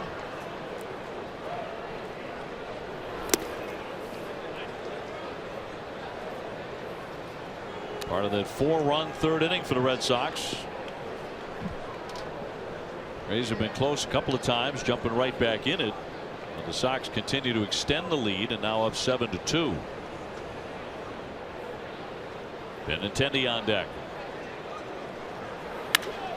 Fly ball right field. Souza though with plenty of room. And back to first base. Marrero out number 1. For every Red Sox hit in July, Echo Store Technologies donates $50 to the Massachusetts Down Syndrome Congress, which helps ensure individuals with Down syndrome are valued. Echo Store Technologies, your data center solutions provider. Benintendi has an RBI single tonight, so he's driven in 51 runs on the year. And this is rookie season.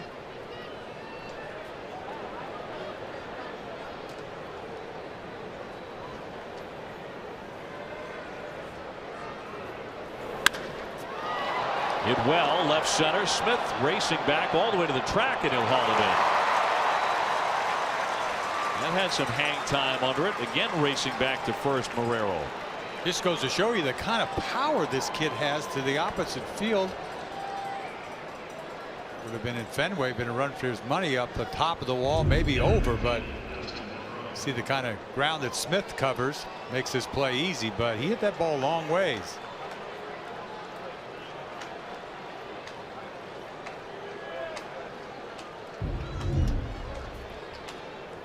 So Benintendi 1 for 4. That'll send up Dustin Pedroia with a big night going. He already had a couple of these on his road trip.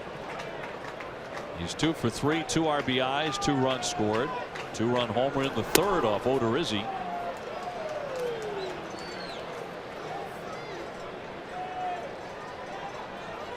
So Pedroia now up to .305 with the batting average.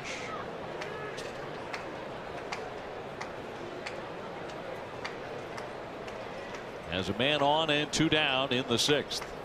Runner goes. Fouled away. Boy, Marrero got an excellent jump too. You kind of forget about him, you know, but as Marrero on the previous fly ball went all the way past second base. Had to retouch on the way back. Well, he knows he has to retouch. But he's off to the races again. The Red Sox, you know, they can run now.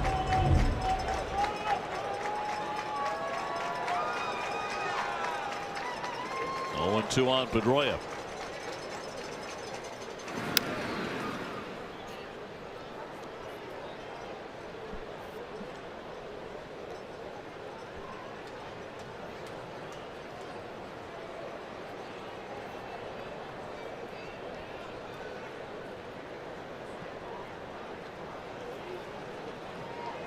Two down in the 0-2.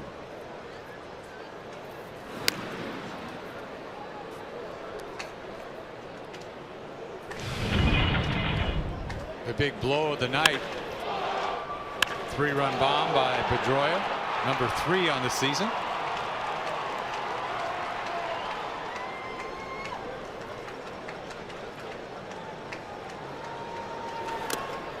Swung on and foul tipped in the mid for strike 3. It'll do it for the Red Sox in the 6th. 1 man left. Boston up by 5.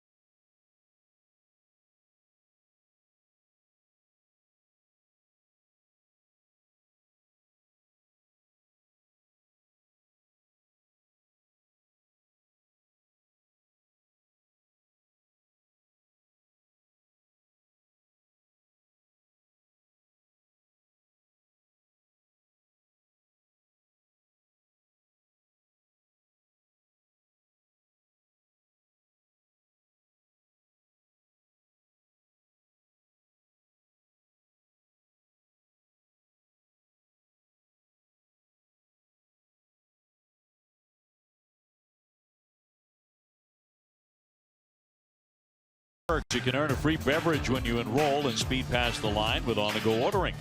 DD Perks, everyone deserves an upgrade. Download the Dunkin' app today. Bottom half of the 6th inning, Red Sox leading 7-2. Pomeranz back out there. Had some frustration in the last inning. He surrendered 2 hits, who walked a man, got out of it with a double play and a shot by Ramos. Really helped out by Marrero.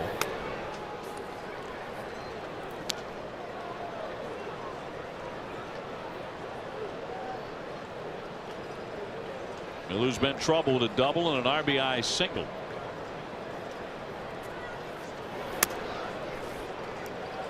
Yeah, you can't be walking Miller right here. Having trouble with the zone, yanking the ball a little bit. If he does, you wonder if he'll get the bullpen up. This is pitch number 97.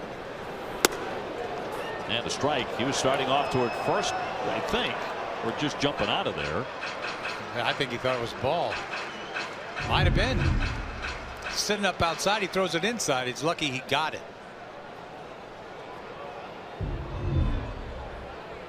That might have been one that he earned from his displeasure last inning. That's in there for a strike.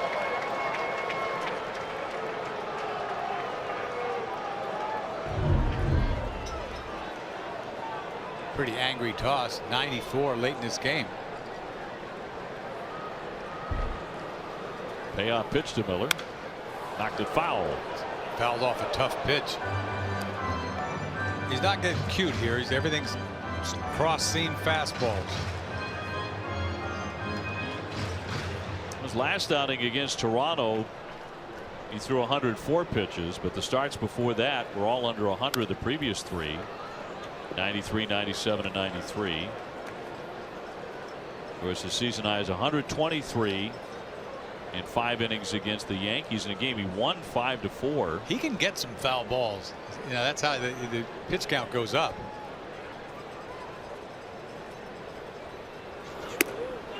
And he walked. That'll make him angry. So he's walked 5, and that's a season high.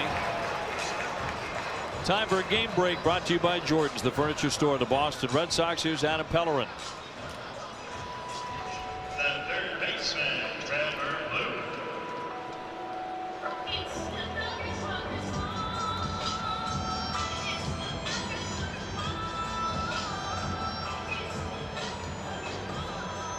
Adam, thanks. It's nice to be indoors, that's for sure. I think we would have had rain late tonight here. Oh, of course. Last night, too. Sure. The bullpen starting to work for the Red Sox as Plouffe stings a line drive, sending Benintendi back, and he'll make the play out of the warning track. Back to first goes Miller.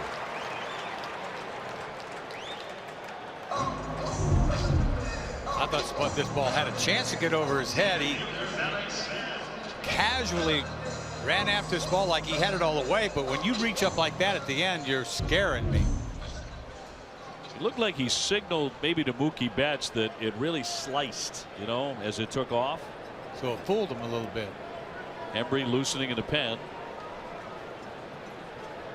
And here's Smith. We got a little top spin at the end coming back down to him, I thought. Was he talking about the lights? Yeah, there? Had to be. Because it fooled him a little bit. Pomerantz is like unhappy. Not happy, but then again, things have been working out. Got to hang in there, man. 7-2 lead.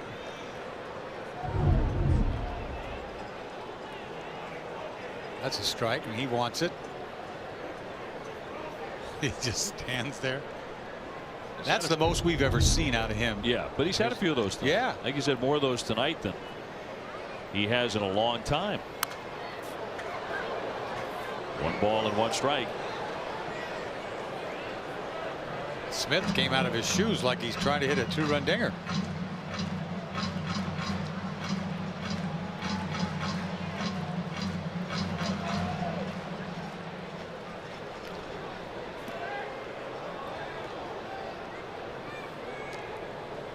Miller on at first, and the 1-1. So now ball and 2 strikes. Marrero had been drawn in against a potential bunt. He can back up now. This game would have been a lot more interesting if Smith, that ball he hit last time up, line drive to Mookie Betts, almost doubled up Miller at second. But if that found the gap, this would have been an interesting game. And then last inning with the bases loaded, 1 out, double play. It's heck, I hope it's still interesting to yes, it's interesting. 1-2 is up high. 7-2 is not as interesting as 7-7. We're talking about the score, yeah. Yo. But some interesting stuff has happened in this one. I mean, that bunt into a double play. That was a crazy play. There have been 2 double plays that they have hit into that have really helped out Drew Pomerantz when he's been scuffling. It's not like they're hitting him all over the ballpark, though. They only have 6 hits. That ball was hit pretty good right there by Plouffe, I'll tell you what. A line shot caught by Benintendi. Yes. That is in there for strike 3 as he pinned it to the corner right on the black to Fan Smith. Time to check out the results of our Dunkin' Donuts poll question. Who is more deserving of an invitation to the Home Run Derby? Logan Morrison of Tampa Bay or Gary Sanchez of the Yankees?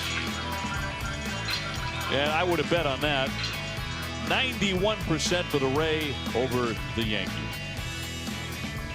I think it's absolutely true, though. You think if we tell him it'll help him feel better? Our poll, I'll go down there and tell him tomorrow. If you volunteer to do it. Okay.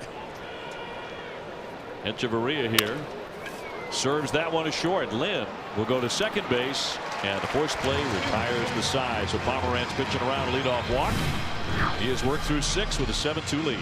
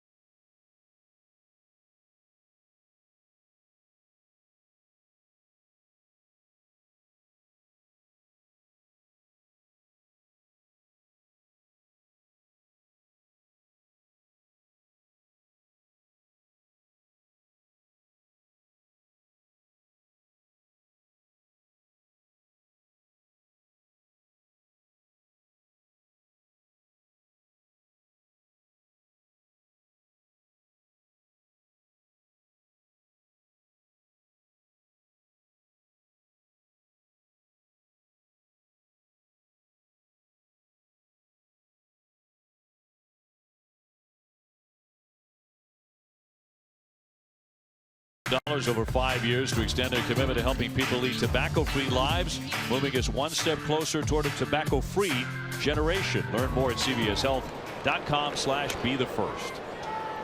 7th inning, Red Sox ahead 7-2. Dennis Eckersley, Dave O'Brien, Garen Austin from Tropicana Field. Mitch Moreland scored a run in the 5th inning after walking. He is 0 for 2.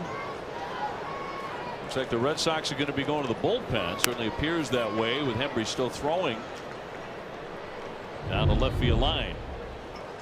And a lot of high fives and congratulations for Pomerantz. 6 innings, 109 pitches, 6 hits, 5 walks, and several disagreements with Jerry Meals. Yeah, he's not happy with Jerry at all. Ripped, but right to the shift, and Miller there for the catch and shallow right, 1 away. Tomorrow at 3:30, don't miss Red Sox Game Day Live presented by DCU. Adam and Jim will be joined by Nick Capardo of the Boston Globe to discuss the state of the Red Sox. DCU, Digital Federal Credit Union. What can DCU save you? Andy Ramirez 1 for 2 with a walk tonight at a base hit to right field in the 2nd inning. Sox have out hit Tampa Bay 9-6. Pair of home runs, Pedroia and Jackie Bradley. Jackie's on deck.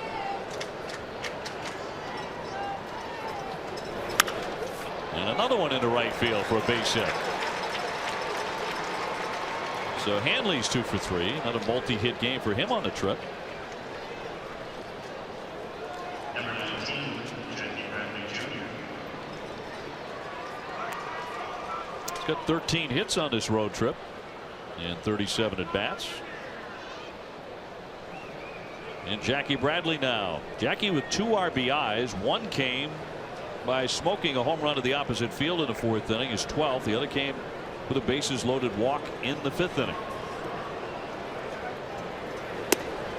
That was an at bat. The last batter faced by Odorizzi, and then he throws his glove in the stands. Lasted only 4 1/3. He walked 3 consecutive batters, including Jackie with the bases loaded, and then flipped his glove to a rather stunned but happy young fan. Seen that before. A guy throw his glove. David Wells against the Red Sox several years ago. He gave up 3, 4, 5 home runs, whatever it was. He just par for the course for David.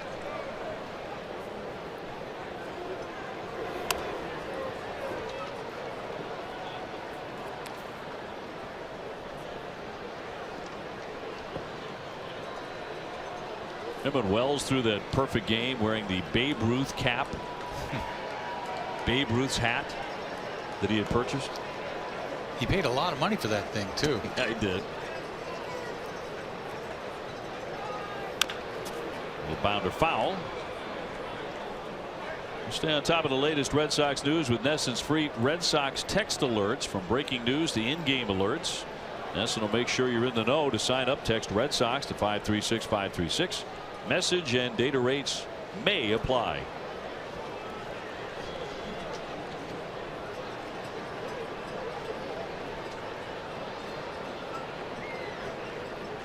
Whitley came on in the 5th inning. He's still out there in the 7th. He misses in.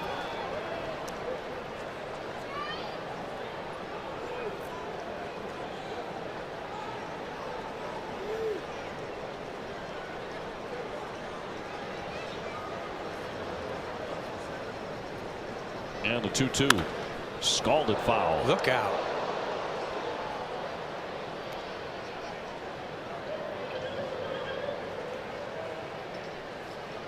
Red Sox have gone 39-10 in the 49 games in which Jackie Bradley is homered. And he's homered again here tonight. And the Sox have a 5-run lead. And down he goes on strikes, 2 away. Vasquez will be next. The Red Sox will be going to Hembree come the bottom of the 7th inning.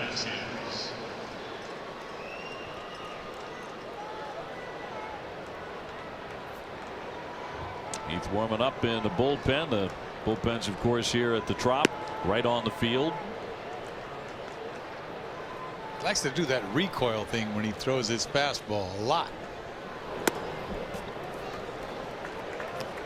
That means I got gas when you do that. Telling the world, bringing it. Vasquez 0 for 3. 2 down and a man on. Hanley Ramirez off first. They used to play Final Fours here inside this building. Basketball Final Fours. I'll tell you when this place was loud. The 2008 playoffs. Remember the Red Sox won that crazy Game 5. They were down 7-0. Came back, win that game to push it to Game 6. And then Game 6 and Game 7. It was rocking in here. Speaking of Final Fours, a great Dick Vitale in the house, season ticket holder for the Rays.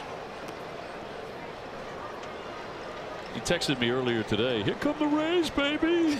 Here come my Rays. They're awesome. Oh, that's perfect. He's a sweetheart. Great partner too. Here's the 1-2. And foul back. So he's in your repertoire too right now, right? Yeah, I guess. You got a bunch of them. Yeah. Who was last night? The actor my last repertoire. night. Yeah. Sean Connery. Sean Connery. Yeah. Yeah. That was a horrible Sean Connery. But thanks for saying so. Yes.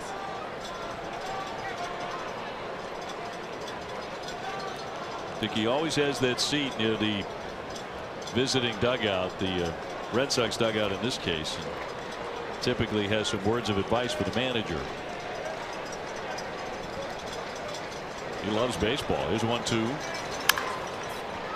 I just love his energy. He's getting up there, man. He's just his passion. I don't know how he does it. I mean, yeah. He'll travel all over the country over the winter, from a game to a speaking engagement to a commercial shoot in Vegas, and then he's back to South Bend, Indiana for another game. He's always working that phone. He's incredible.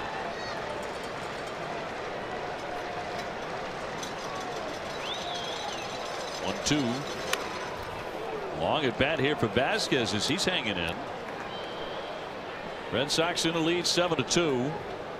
Big inning was the third when they got 4. Another run in the fourth. 2 more in the fifth.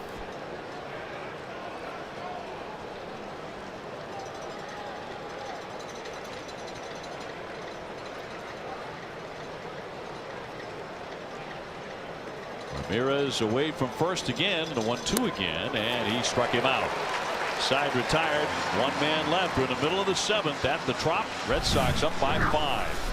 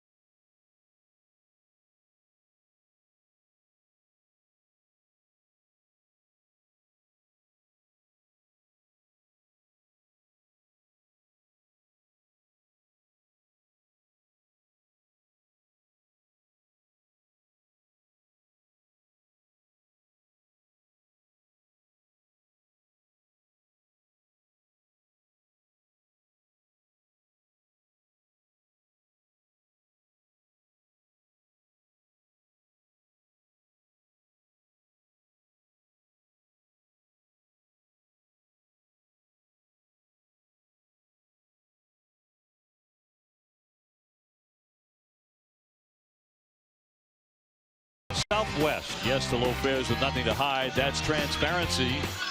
Toyota's website for deals, buyatoyota.com. Digital Federal Credit Union. See what DCU can save you, and by Sullivan Tire and Complete Auto Service. Here in Florida tonight, Red Sox leading 7-2 over the upstart Rays. We're just 4.5 out of first place at the moment as we recap the night. In the third inning, Dustin Pedroia smoking one against Odorizzi, one of his favorite targets. Jackie Bradley, he followed suit in the fourth inning with a solo shot. Odorizzi so disgusted after 3 consecutive walks, he gave up the glove to a fan. And then one of 2 big double plays. This one, Marrero with a terrific scoop to go 5-4-3. And get Pomeranz out of a jam. And the Red Sox leading 7-2. Jumbo Diaz warming up down the right field line for Tampa Bay, and Hembree makes an appearance now for the Sox. It'll be his 40th. And Souza the batter, 1 for 2 with a base hit.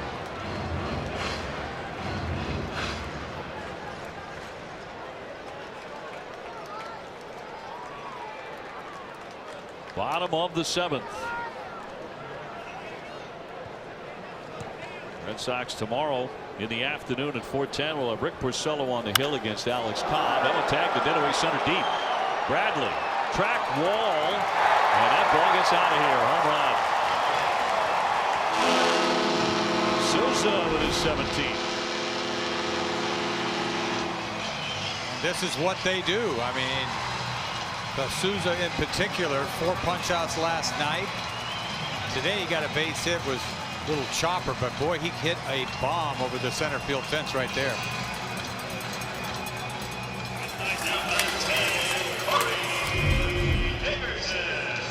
Gets a fastball. Middle. These guys, they can lose them. They grip and rip over that yellow line. 17 home runs, ties his career high. Here's Dickerson is really happy that Drew Pomeranz is no longer in the game. I swear, I think he just foul tipped one into the glove and he dropped it. That's it. It's the extent of the contact he made against And Pomeranz. I'm talking a lot of swings. Right. And this is a guy who's had a terrific year. But Pomeranz just locked up his bats. Struck him out 3 times. 97 with that fastball. He can get it up there. Remember, we got 4 guys that can get it up there from the right-hand side. 7-3 after the home run by Souza.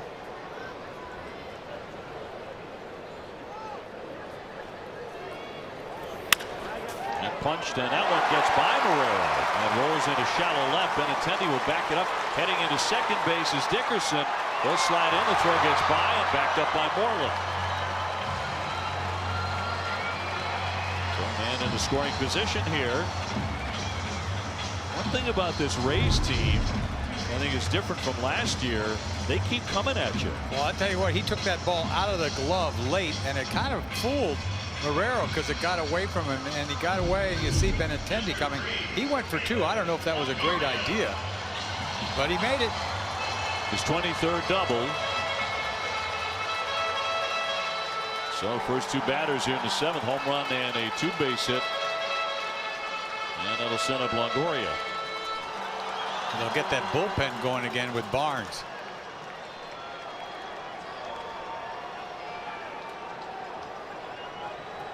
Longoria 1 for 3 with a single.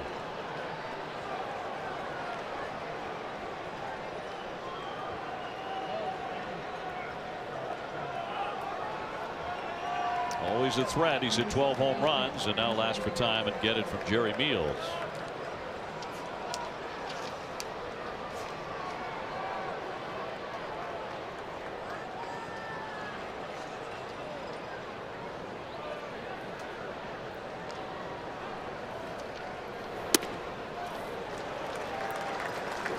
Morrison on deck. This is certainly the very dangerous part of their order between Souza, Dickerson, Longoria, Morrison, and Ramos. Longoria 2 for 5 lifetime off of Hembree. Which is that one foul, 1-1.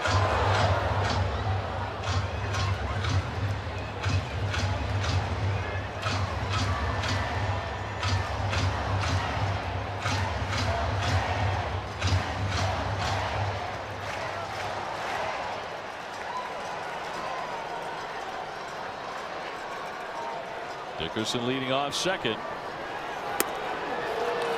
95 to get it past Longoria. 1-2. Boy, it's so tempting, that high fastball.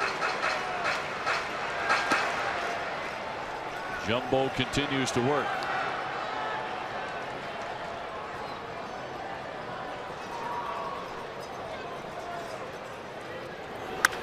Line shot, base hit into right. Dickerson will advance to third and hold on there as the throw comes back in. That's 3 consecutive hits off of Hembree, so he has been rudely greeted. Tampa Bay's putting on a clinic this inning, using the whole field. Carl Willis out.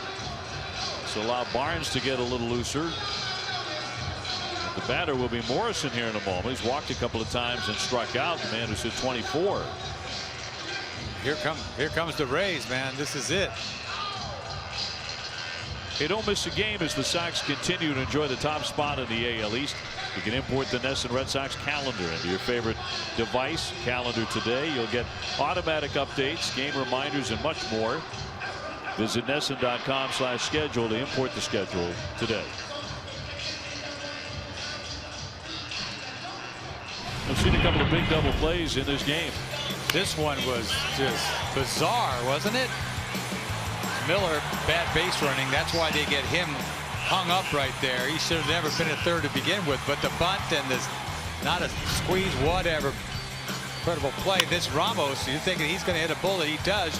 Short hops it to Marrero, and he turns it. Gets him out of a jam there in the 5th. Ramos a batter away. Here's Morrison.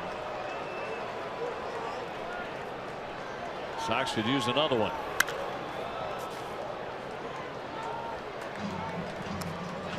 Pomeranz in line for the win.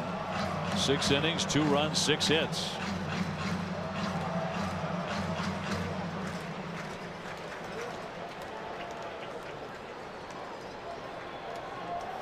Drew had issues with the home plate umpire Jerry Meals.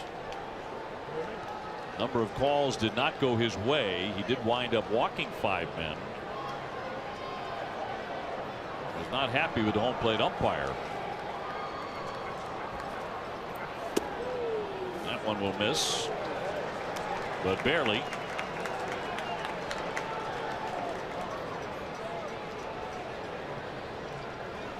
Dickerson at third, Longoria at first.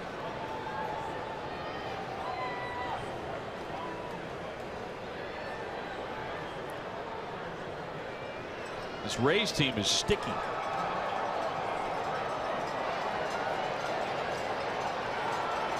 One. Hembree has the upper hand on a tough out.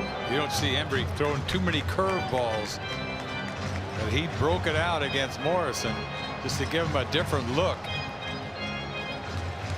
Now he's got him 1-2. He could try to upstairs, out of the zone, paint him away. Morrison doesn't strike out like Souza does, but he's punched out 71 times. We go in there, you better get in there hard. There it is, fastball up. What new? Cut on and missed, and down he goes. 96 to strike out Morrison. And that uppercut just swings underneath it. So the first out in the inning, John Farrell pops out and wants to go to the pen again. He's trying to throw this out of the zone, but he doesn't. He throws a strike with it, but it's got enough hair on it to blow it right by Morrison. Well, he wrapped that bat around his back trying to hit it a mile, and Hembree strikes him out, but also leaves behind 2 men, 7-3. The Red Sox. Barnes coming in. We'll have more in a moment.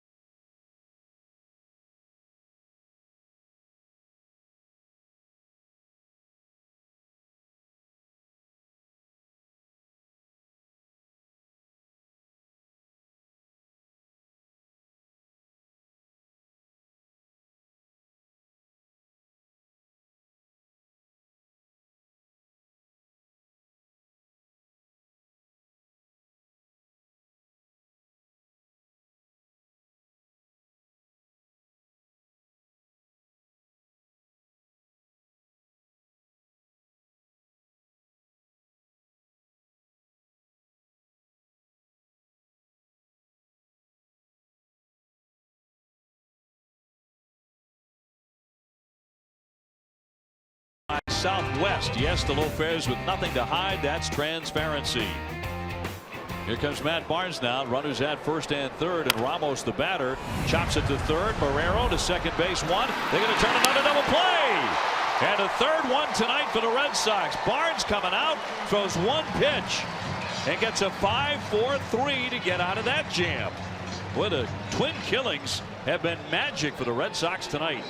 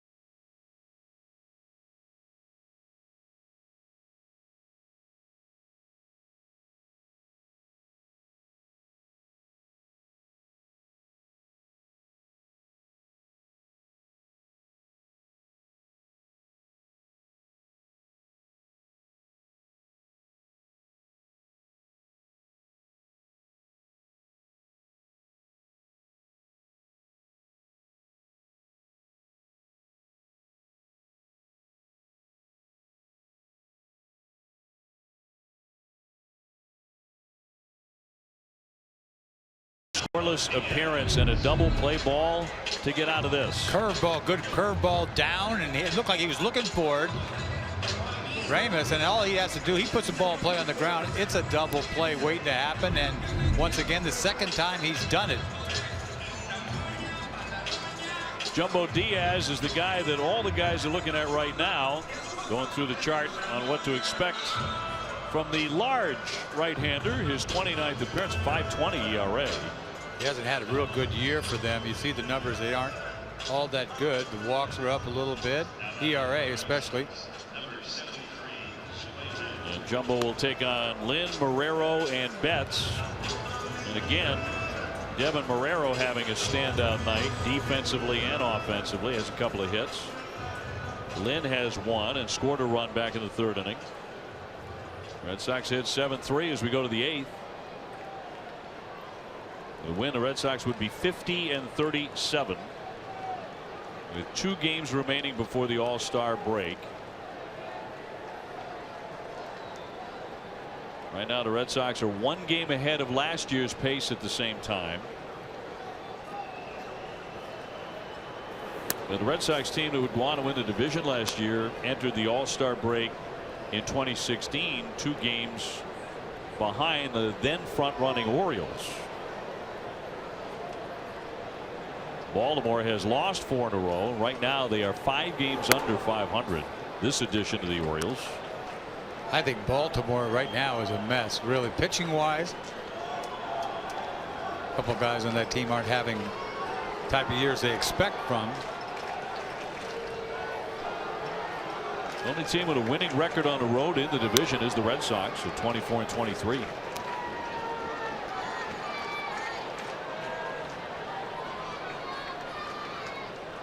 But trying to get even in this series.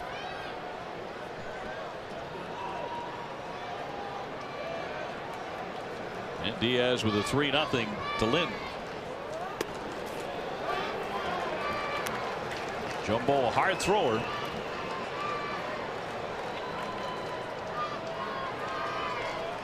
Odorizzi was their starter tonight. Red Sox knocked him out after 4 1/3. He did some of the damage himself by walking 3 in a row to end his night.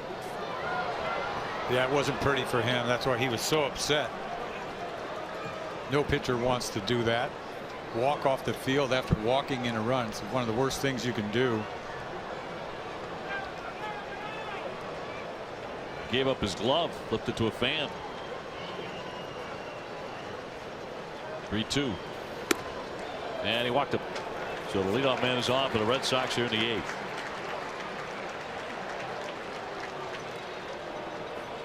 Lynn aboard for Marrero. Started a couple of double plays tonight. That's what he's there for. And this is an easy double play for him. Just get your hands on it and throw it. Turn it.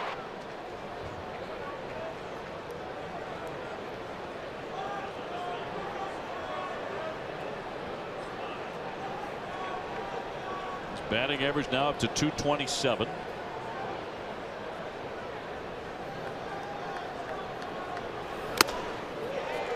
.96 on the radar gun.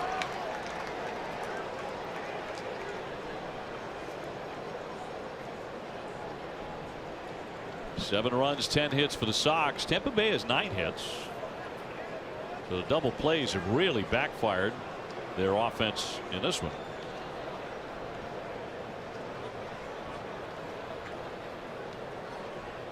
And the 0-1.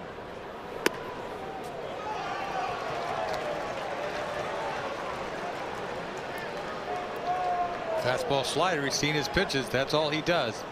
Gets it up there pretty good. We saw 96.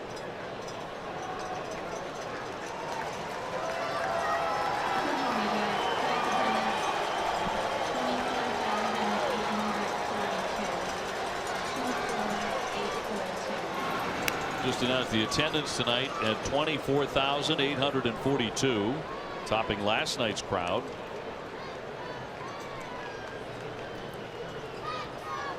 Good house here. Tampa Bay averages 15,000 a game. 0-2 rattle foul. So the Red Sox continue to draw on the road. Yankees are still in a rain delay against Milwaukee. Yankees are leading 3-2 in that game.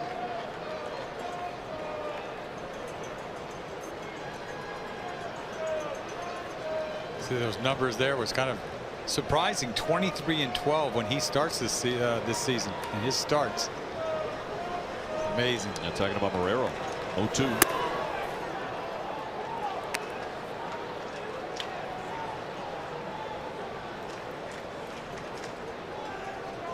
So we understand that rain delay is over in the 5th inning, and Aaron Judge has just blasted another home run, and it's 4-2 Yankees. He's having some season. That one loop foul back out of play. You think he blasted it? Wasn't a flare, huh? Pretty good bet. Good bet. It's 430 at least, right? If he doesn't get it all, it's 430. You know the thing about him, with that short porch and right, he can stay back, but he never. It's like he's hit his shots over to right center field, I'm sure, but some of those balls to dead central he's hit up there, way up there. Passed Joe DiMaggio tonight for the rookie record for the Yankees for an entire season. He has 30 home runs now. Runner goes. Ground ball up the middle. Sent the runner, and he'll be safe at second, but out at first. So Lynn gets down to second base on a hot shot by Marrero. And because Miller was moving over to cover, he was in position to at least stop it and get it out at first base. You know, you wonder here if the runner's not going, is this going to be a base hit? Because Miller gets to it easy. Just lucky they didn't turn 2. So one man away from Mookie Betts. Mookie tonight 1 for 4. He doubled off the center field fence in the 3rd inning. We're in the 8th. The Sox lead at 7-3.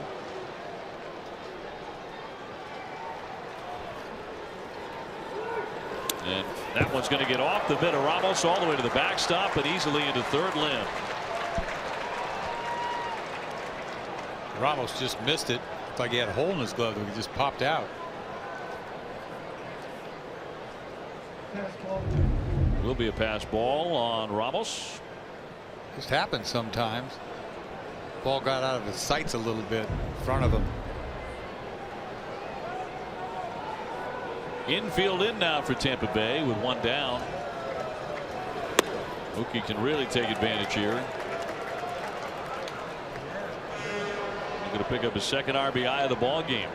Whenever the Red Sox have needed to kind of nudge that lead out, they've been able to do that.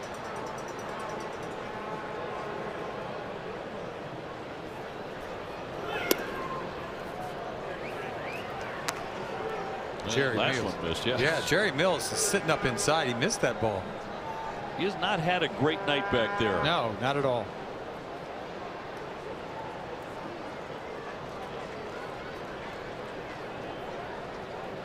Then off third and the 2-1. Popped him up sky high. Here comes the third baseman. And Plouffe will back up and make the play. So not this time for Mookie Betts, and there are two gone. Stay right here after the third out of this inning for a special behind the scenes look at what happens in between innings.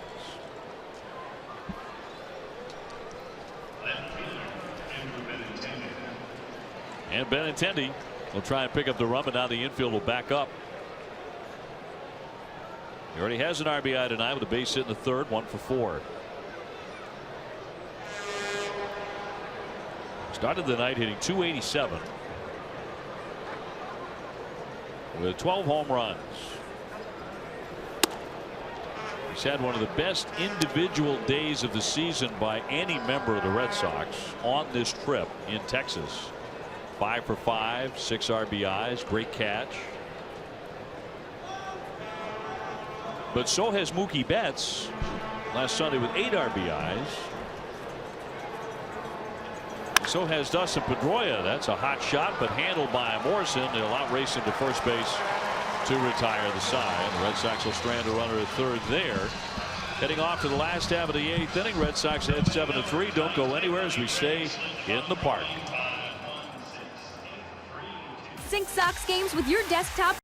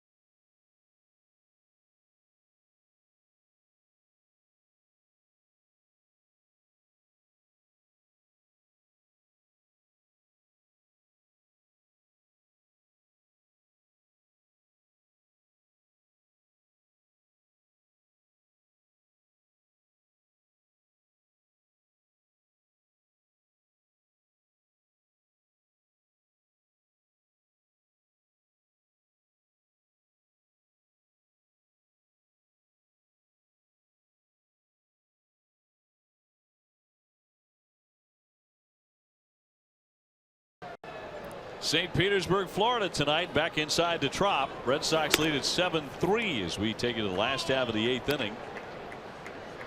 Barnes out for his second frame. He needed only one pitch to get a double play and escape a jam not of his making in the 7th inning. The Sox have turned 3 double plays. This is Miller at the plate.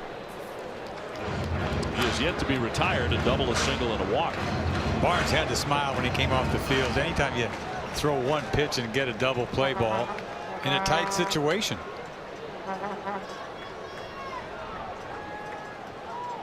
Trevor Plouffe on deck, and the 1-1 from the man from UConn. How about the helmet of Brad Miller? That sticky stuff. A team of forensic pathologists go to work on that. Manny Ramirez had it like that all the time. Even Hanley does too, doesn't he? Can't even see the logo. Well, at Pine Tar. 3-1 on Miller.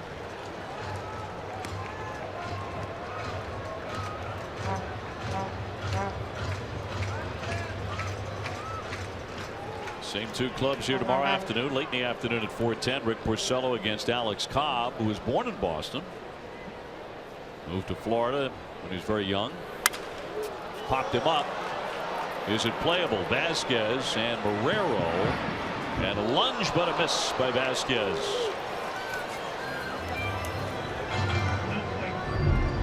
Boy, it doesn't get too much closer than this. Whoa. Not an easy play at all. A little late there.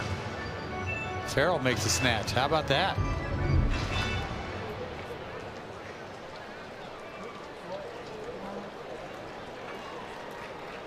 Three and 2.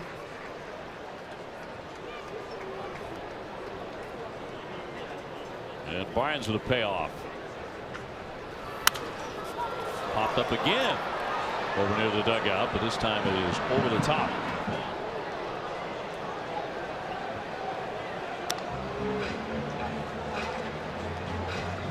Red Sox with a 3.5 game lead over the second place Yankees, so the Sox will enter the All-Star break in first. Under the current 10-team playoff format, each of the 5 teams to enter the break in first place in the AL East has made the postseason in 2012, 13, 14, 15, and 16. And down low for ball 4. Boy, these Rays, they keep coming, man. They've got left a lot of guys on base. Crucial double play balls. Our game summary brought to you by Xfinity.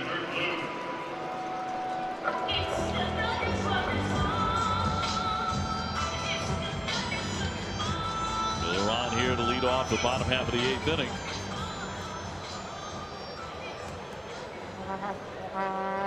Trevor Plouffe has been part of it. Going 1 for 3. That Xfinity game summary is worth waiting for. I'm waiting. I can't wait.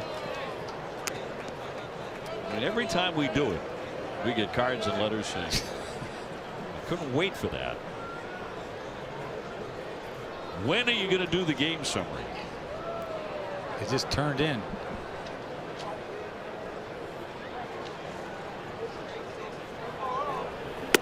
Plouffe will take a strike. Changeup in there at 86. And here it is.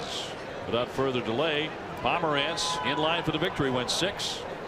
Dustin Pedroia with a home run, 2 RBIs. Jackie Bradley's hit one out as well. The Red Sox got to Odorizzi after just 4 1/3 knocked him out of the game.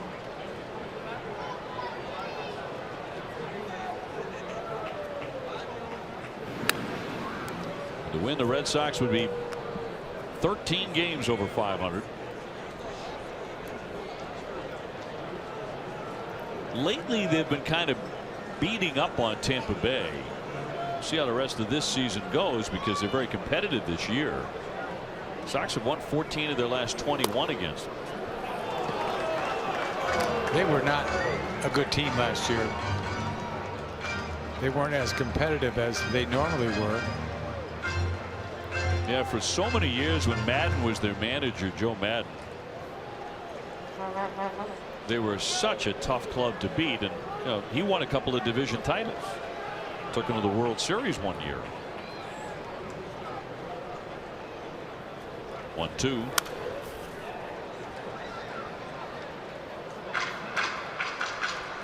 Recently, Tampa Bay took on the Chicago Cubs, Madden's new team. It was the first time that Joe Madden had managed against them since he had left Tampa Bay.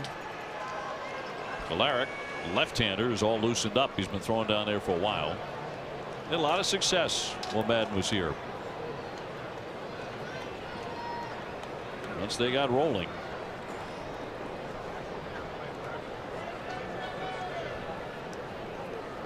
And a 1-2. Right past him. 94 to strike out Plouffe. So one man gone. We got some guys that can just let it go in that bullpen, starting with Embry. See Barnes, and you got Joe Kelly, the secret weapon. We only see him once every couple days. Kelly is not allowed to run in 23 appearances. That is the longest active streak in the majors, longest by a Red Sox pitcher since Koji went 27 in a row in the World Series year in 2013. It's our secret weapon. Can't do anything wrong this year. Lighten up the gun, doesn't he? Lights that thing up every time he comes out.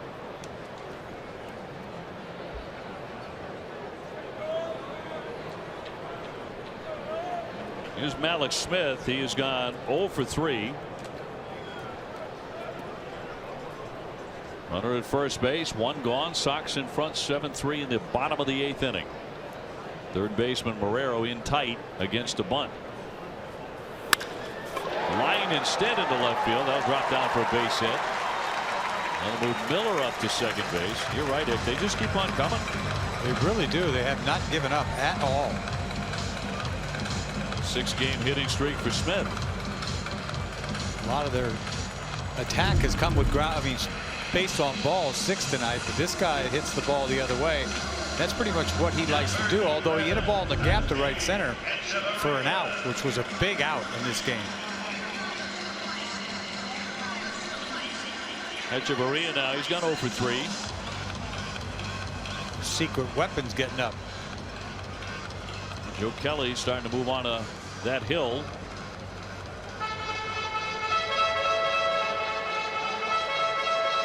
And just starting to loosen.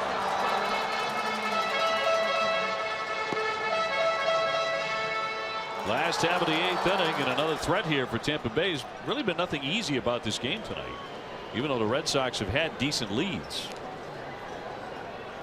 They've needed the 3 double plays they've turned. Oh, I got to have that. That's a strike. He has a hard time calling that curveball.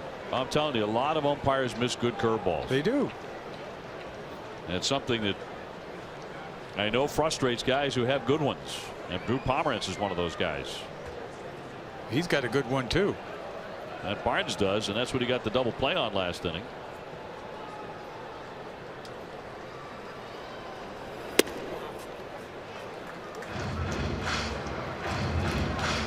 One and one on Hechavarria.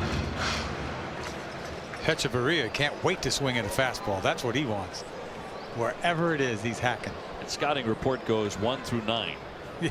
For Tampa Bay, they do swing a ton. It's worked for them this year. Here comes the 1-1 pitch. And he's not going to give him one.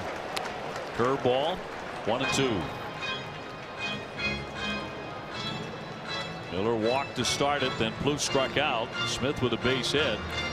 Now 1-2 on the number 9 hitter. Each side with 10 hits.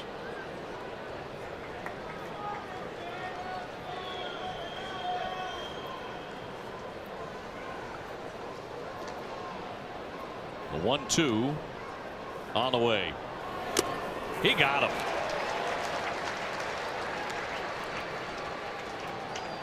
All curveballs, and he puts them away with a fastball, and he lulls you to sleep. He takes a long time to deliver. It's supposed to be up, but it doesn't matter. 95 is enough to beat him. So he strikes out the 9 hitter, second K in the inning. And now the top of the order, and Steven Souza.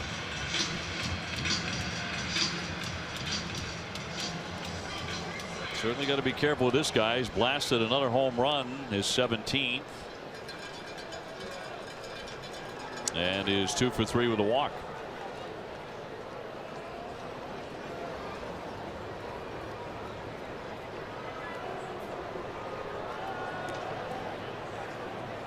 There's only been one inning tonight where Tampa Bay has gone 1, 2, 3. That was the third.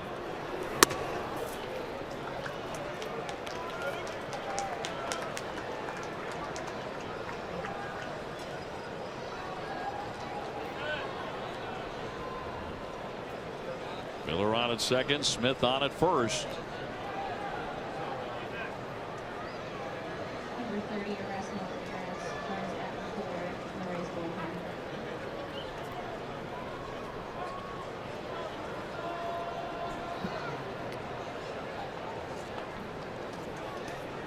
Red Sox need the win tonight to go over 500 against the AL East on the year. They would be 17-16 against the division.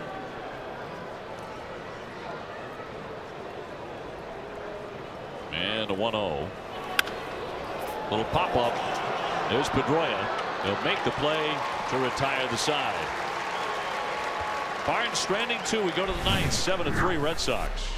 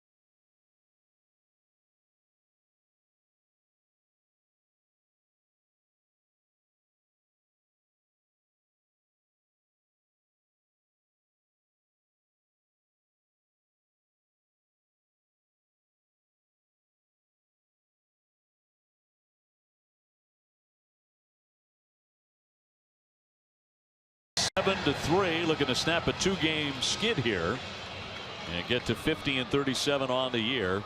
Adam Collara comes out of their bullpen, the left-hander. It'll be just his 4th appearance, but so far in first 3 he's pitched very well. The first man in is Dustin Pedroia, who's had a fine night with a 2-run homer and a base hit. He scored twice.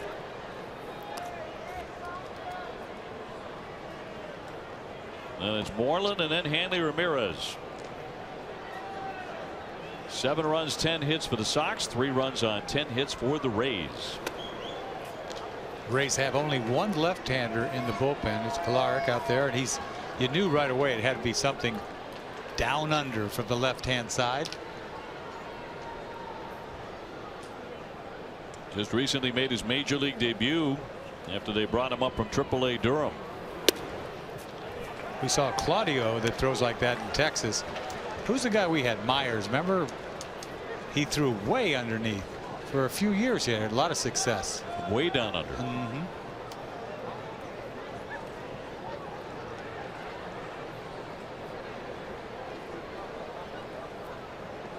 And a 1-2 to Dustin. Oh, over the top. How about that sneakster? 1 man gone. Look at this. And if you've never faced him before, you see 3 down unders, and then he goes over the top. Pedroia's got to say, what is that? See him? What is that? Down under, paint, and then he goes up top, cross seam over the top. I think it's exactly what that gesture meant. Yeah, it's like, what are you doing? It's like quick pitching me almost. The same kind of thing. It's like. Mitch Moreland now has gone 0 for 3 and walked and scored. He's hit the ball hard a couple of times tonight. Meanwhile, Craig Kimbrel, the all-star bound closer of the Red Sox, warming up down the left field line. Hasn't been out there in a while, right? I guess the Napoli home run night, whatever night that was. Can't remember when all these games sort of blend together after a while. It was a very long night. Look at Pedroia. He said, "What up, man? This guy went over the top." That was not in the scouting report.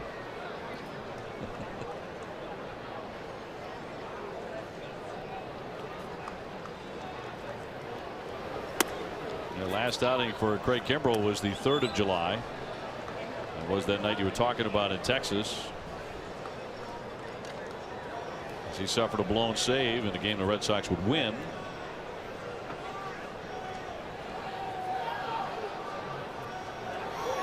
Two 2-1. That one tied him up. 2 balls, 2 strikes on Moreland. I don't think he'll ever go over the top against a left-handed hitter.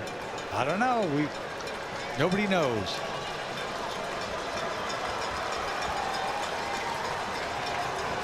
Andy Ramirez on deck. Bases empty, 1 down in the 9th. Red Sox with a 4-run lead. And a high pop into left. Dickerson there. So 2 down.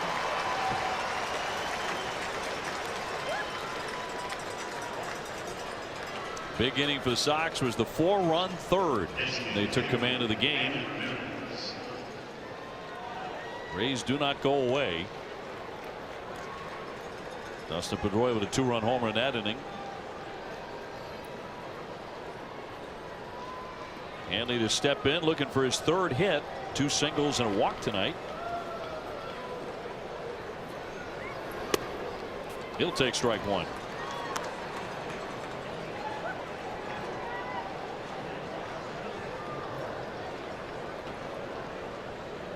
Jackie Bradley would be next. He has 2 RBIs this evening.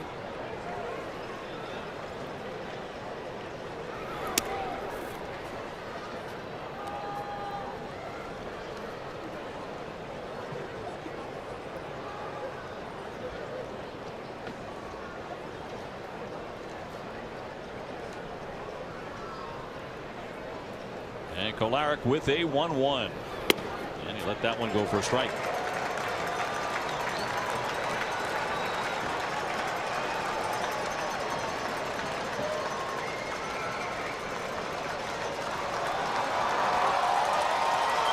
Sox winners of 8 of their last 11. Trying to put an end to a mini 2-game losing skid. That's a hot shot, but a foul ball up the first base line. Not fouled by much.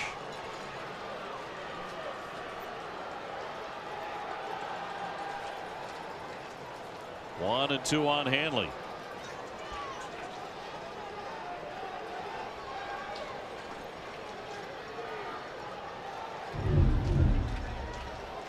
I wonder what Hanley was talking about. Ooh, just foul. Ron Culpa on the line there. He'll have the plate tomorrow. There's a high fly ball, well hit to right field. Souza back all the way to the wall. She's out of here. Andy Ramirez to the opposite field for his 3rd hit tonight and his 13th home run of the season. So no reason to be upset about a ground ball past the bag. Just hit it out of the ballpark. I don't know what was going on there, but him and Ramis. What a pretty good road trip for Hanley.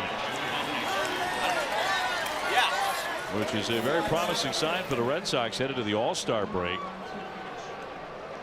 He's on a 1-2 pitch. Red Sox are 21-4 in his last 25 games with a home run. You know, he hits the ball to right field. Sometimes you just think, you know, he hit a fly ball to right field, but he got enough of it and gets it out of here. I tell you, Fenway Park, that's probably routine.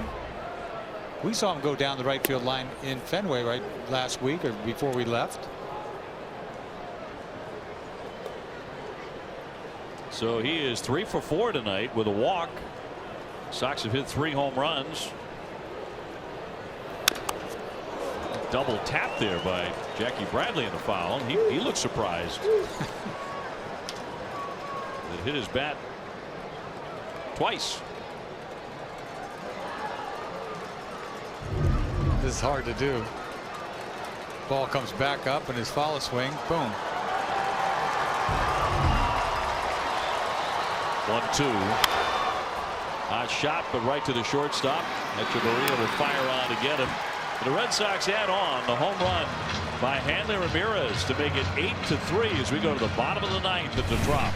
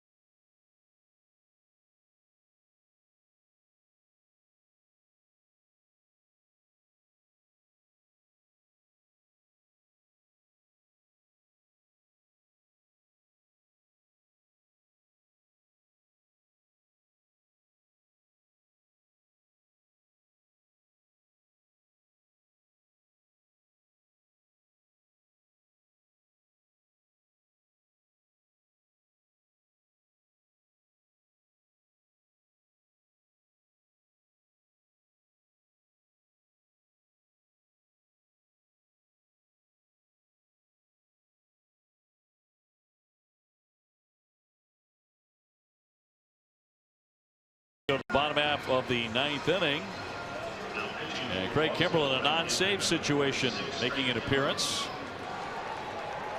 So his first one in 5 days. 36th of the year, 1.23 ERA.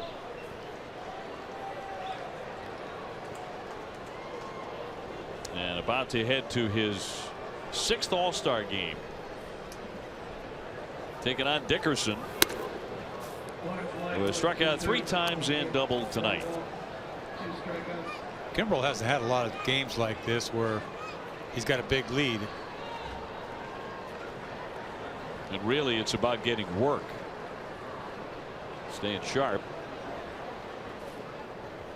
Longoria and Morrison to follow right through there for a strike on that curveball.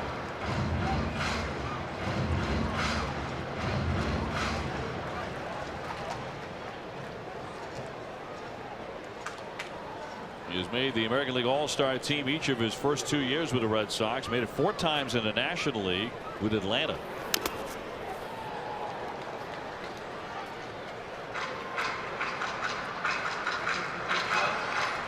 Charged on Monday in Texas with his 2nd blown save of the year, giving up that game-tying solo shot to Mike Napoli. He had converted his previous 17 saves. Still struck out 50% of the batters he has faced, the 1-2, and he's added to that. Dickerson down for the 4th time tonight.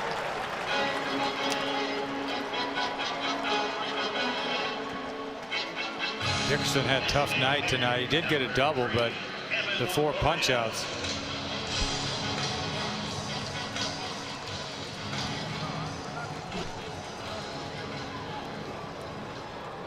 So 1 away for Longoria. Singled his last 2 times up. He's gone 2 for 4. Red Sox up 8-3.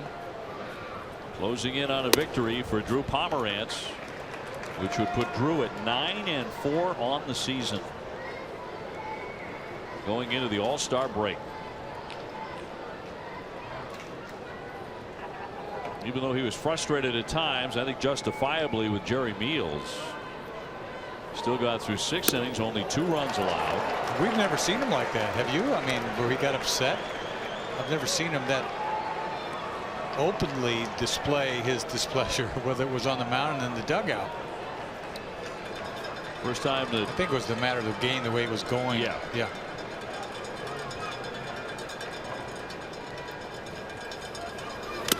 0-2 foul, tipped and down he goes. Strike 3, 99 miles an hour, and he's blown away the first 2 hitters. It's like rising cheese. That's what that is. Both of them, isn't it? You start that thing belt high and it doesn't end up belt high. I'll tell you what, you can't get there. Oh, that's filthy. And the snap of the glove and everything. Oh.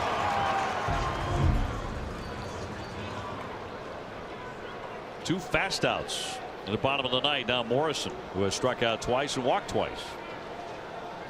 Red Sox an out away from the win.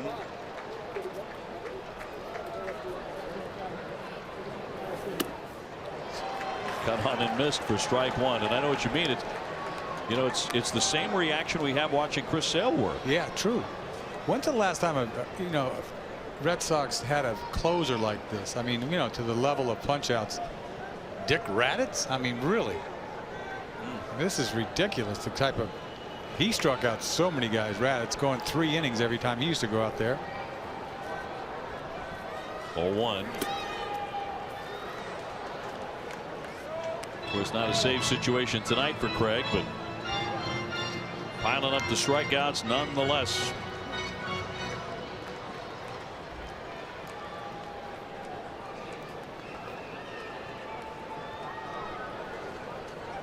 With a win, the Sox go to 50-37. He did. Yes, he did. Swing and a miss. 1-2. One more like that, and Kimbrel will have struck out the side and ended the ball game and put the Red Sox in the win column. He could probably strike him out with either pitch, right? Really? Which one do you think he wants to punch him out with? Whatever he decides.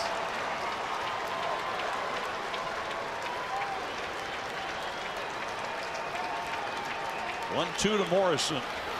And down he goes, strike 3. Strikes out the side. Kimbrel with a dominating effort. Drew Pomerantz gets the win. The Red Sox with 3 home runs tonight. Dustin Pedroia launching to begin it. Jackie Bradley hit 1, and so did Hanley Ramirez. And Adam, it's a sweet win tonight as the Red Sox beat the Rays 8-3 to get to number 50.